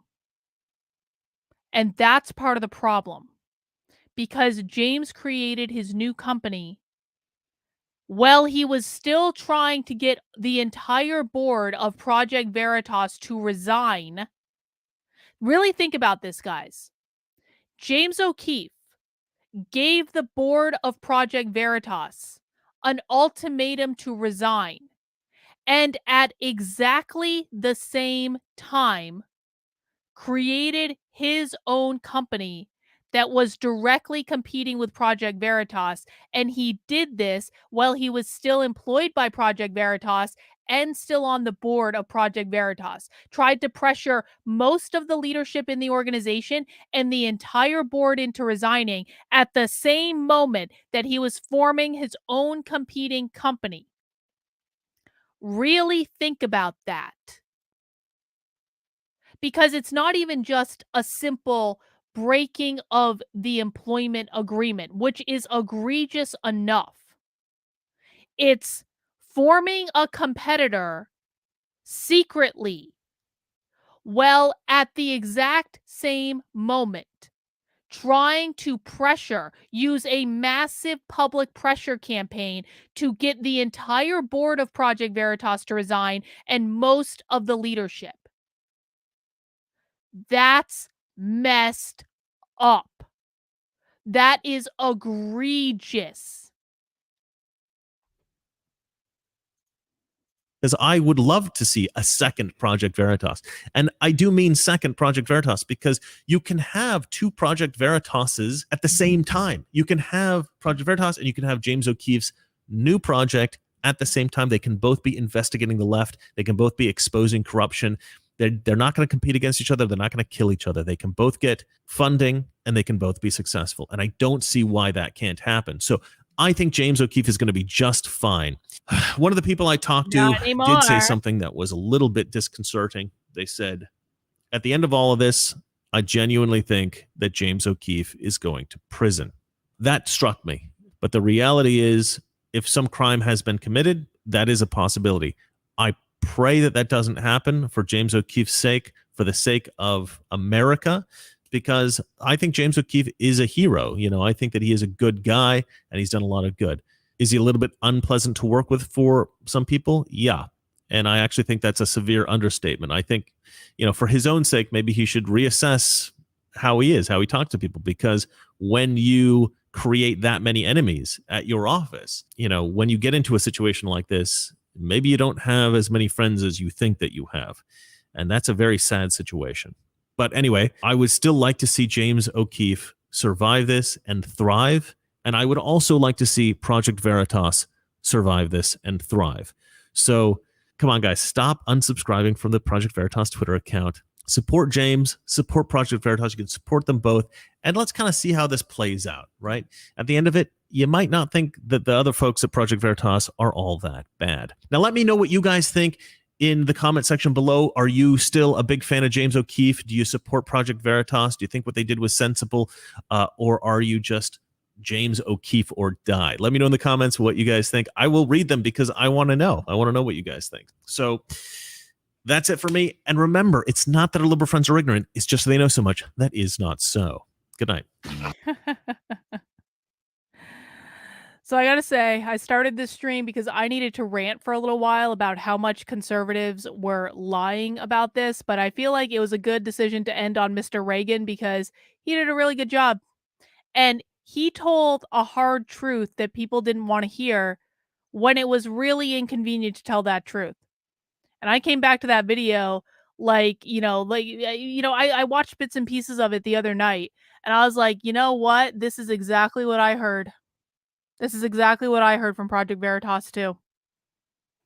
No, you shouldn't feel like it. Listen, I was fooled at first too. I was on James O'Keefe's side at the beginning. And I know what this looks like. I've seen this before, but I was on James O'Keefe's side at the beginning for many of the same reasons. I was like, James O'Keefe is an asshole, but he's too important. And it wasn't until later. It was not until later that I realized what was going on. And so no one should feel foolish if they were taken in. Guys, like, narcissists are very, very tricky. Narcissists know how to emotionally manipulate people. And again, I'm not saying that, James O'Keefe probably isn't aware of what he is, if we're honest about it. He is probably not aware. I would actually be really interested in, again, like HG Tudor's analysis of this. I hope he does it. Again, I don't think he will because it's like, I really feel like this is like an American thing. Maybe he will. I don't know. Maybe if it gets enough attention, especially in the trial. I think that the trial is going to get a lot of attention. But no one should feel bad. I just want people to look at the facts and look at the calendar and to think for themselves. And if you just do that and you look at the evidence that James himself put out, and I don't think, and this is the last thing I'm going to say about it because I'm going to go to bed, but like, I don't think any of us want this to be the answer. I don't think any of us want that. I didn't hate James O'Keefe. I'm disgusted by what James O'Keefe has done. I think that it's unconscionable what he's done. And it's unconscionable how many people are doing his dirty work for him. But I didn't want this. I wanted him to keep doing what he was doing. I wanted Project Veritas to keep doing what they're doing. But now it's like James has created this war. James is trying to destroy Project Veritas. There are a lot of really good people working on really good stories at Project Veritas. We need more undercover journalists, not less. But James needs to destroy Project Veritas because he wants all the attention for himself and only for himself. And that is his narcissism. I hope all the conservative influencers that got this wrong will make a new video admitting they were hornswoggled. What a great word, Kimberly. Hornswoggled. Or at least apologize for knowingly towing the line. I hope so too. Because, guys, the people that... This is the real last thing I'll say. The people who are doing the real work at Project Veritas, you don't know the names of. A lot of them aren't even making that much money. They aren't making James O'Keefe money. They're just getting up every day, infiltrating these groups, building relationships with people. They're doing the hard work on the ground that make all of this journalism possible. And with a lot of them, you will never know their names. And those are the people who are really getting fucked in all of this. Because you have all these conservative influencers saying they're just getting James O'Keefe's coffee. They can't shine James O'Keefe's shoes. And it's so insulting. It's so insulting. These people are so elitist. And the people doing the actual journalism deserve way more respect and way more consideration for the work that they've put in and the effort that they've put in. And I just think it's all so gross. I really do. But guys, thank you for spending some time with me tonight. I'm going to go to bed now. It's only 3:15 in the morning. We'll see you guys. We'll see you guys tomorrow for Socialism Saturday, 6 p.m. tomorrow, today, whenever. Take care, guys. We'll see you soon.